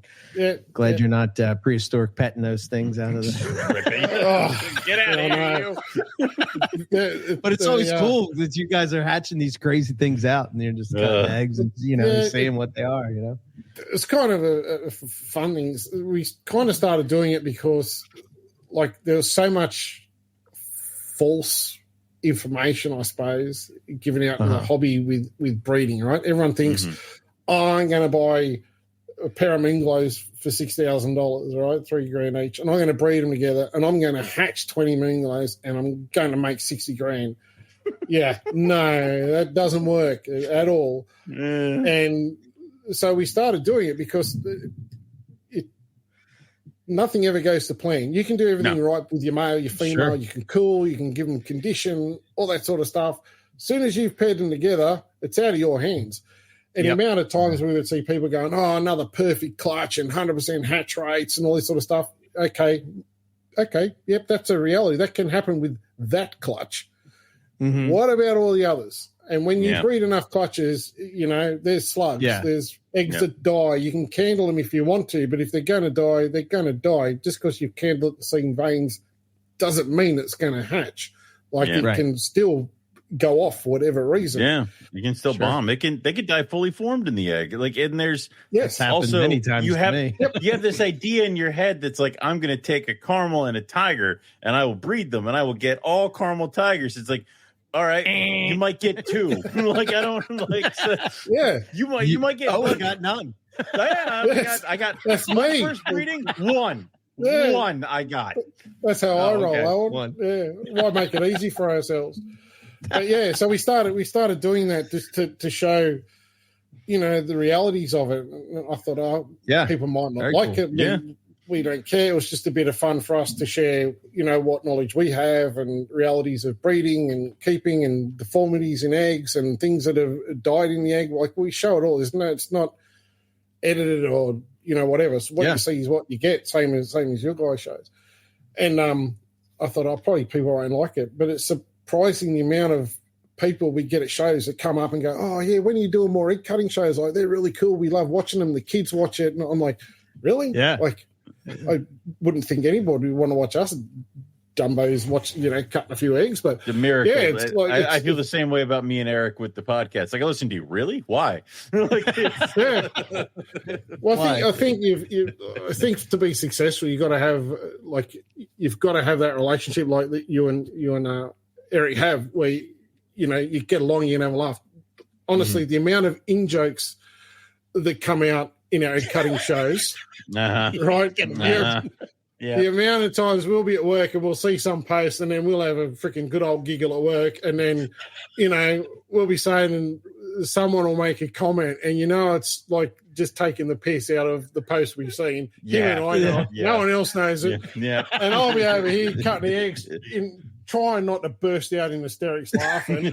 And then I look at him and then he gets the giggles and I'm trying to look away, and it's like, we know what's going on. Yeah.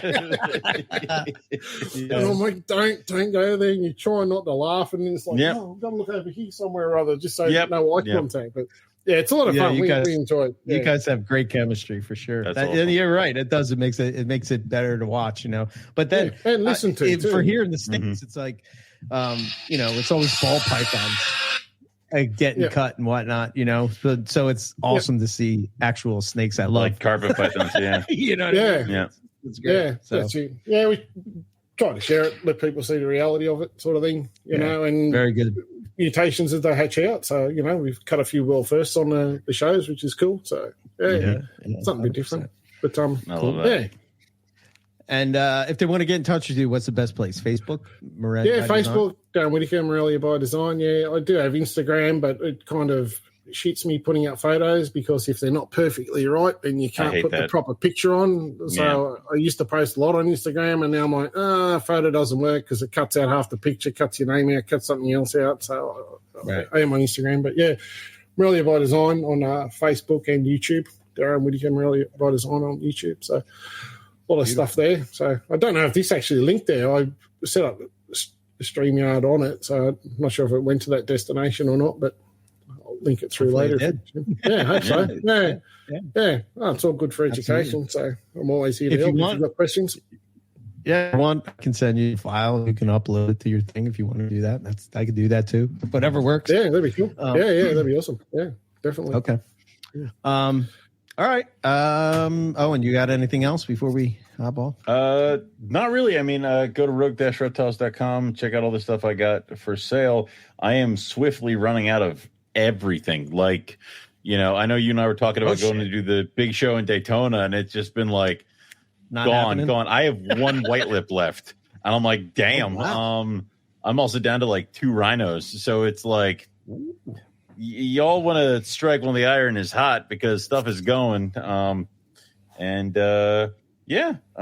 far as shows, I don't have anything vending as far as March, but I'll be back at Hamburg in April. So Morgantown, are we calling it? Oh yeah, Morgantown. Yeah. Hopefully it won't be. Hopefully the line. Hopefully the line won't be. Hopefully the line will be still down the parking lot. You won't have to wait in the line. Yeah, I mean, I am okay with what was happening there. Let's keep doing that. So, but yeah, also Rogue _ reptiles on Instagram, places like that. You know where I'm at this point.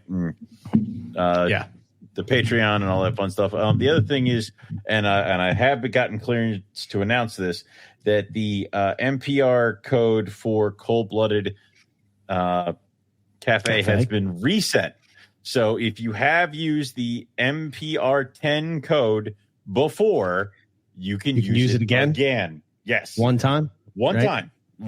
So the MPR 10 code gives you 10% off your rodent order for one time. Now they have reset the code, so if you have used it in the past, you can use it again. This is trying to get a little bit of incentive for people to come and work with Cold Blooded Cafe. They have sales all the time on the website. Follow them on the social media because they do usually do a sale a weekend for things like large rats, medium rats. They're starting to expand their bird products. These are good food, well packaged. Yeah, it's what I feed. It's what Eric feeds. Great stuff. So again, MPR10 at checkout, 10% off of your first order. And if you've used it before, you can now use it again for one more time. Okay. So there we go. If there's any confusion, I swear to God, I'm going to smack you all. Like, I'm pretty sure I lined it out freaking perfectly. But there's always going to be one person. Even I get it. Yeah, there's like one person's like, I did it once and it won't work again. It's like, Jesus Christ. Yeah, so I bet you that person's in the NPR chat. That's an inside joke, Darren. Yes, it is. See? There we go. Anyway, I think that's all I got. But if you have extra stuff, or do we need to do? Are you going to insert the pre-recorded? Yeah. Oh my goodness. Fancy. We're high tech now. Yeah, buddy. oh my God.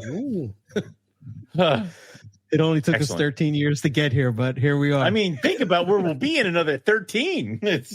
I might be dead. I'll be like 63, dude. Dude, might be. You're like 63. Eric's gonna be in an iron lung, going like, I don't. What's it like with your? I still snakes? love carpets.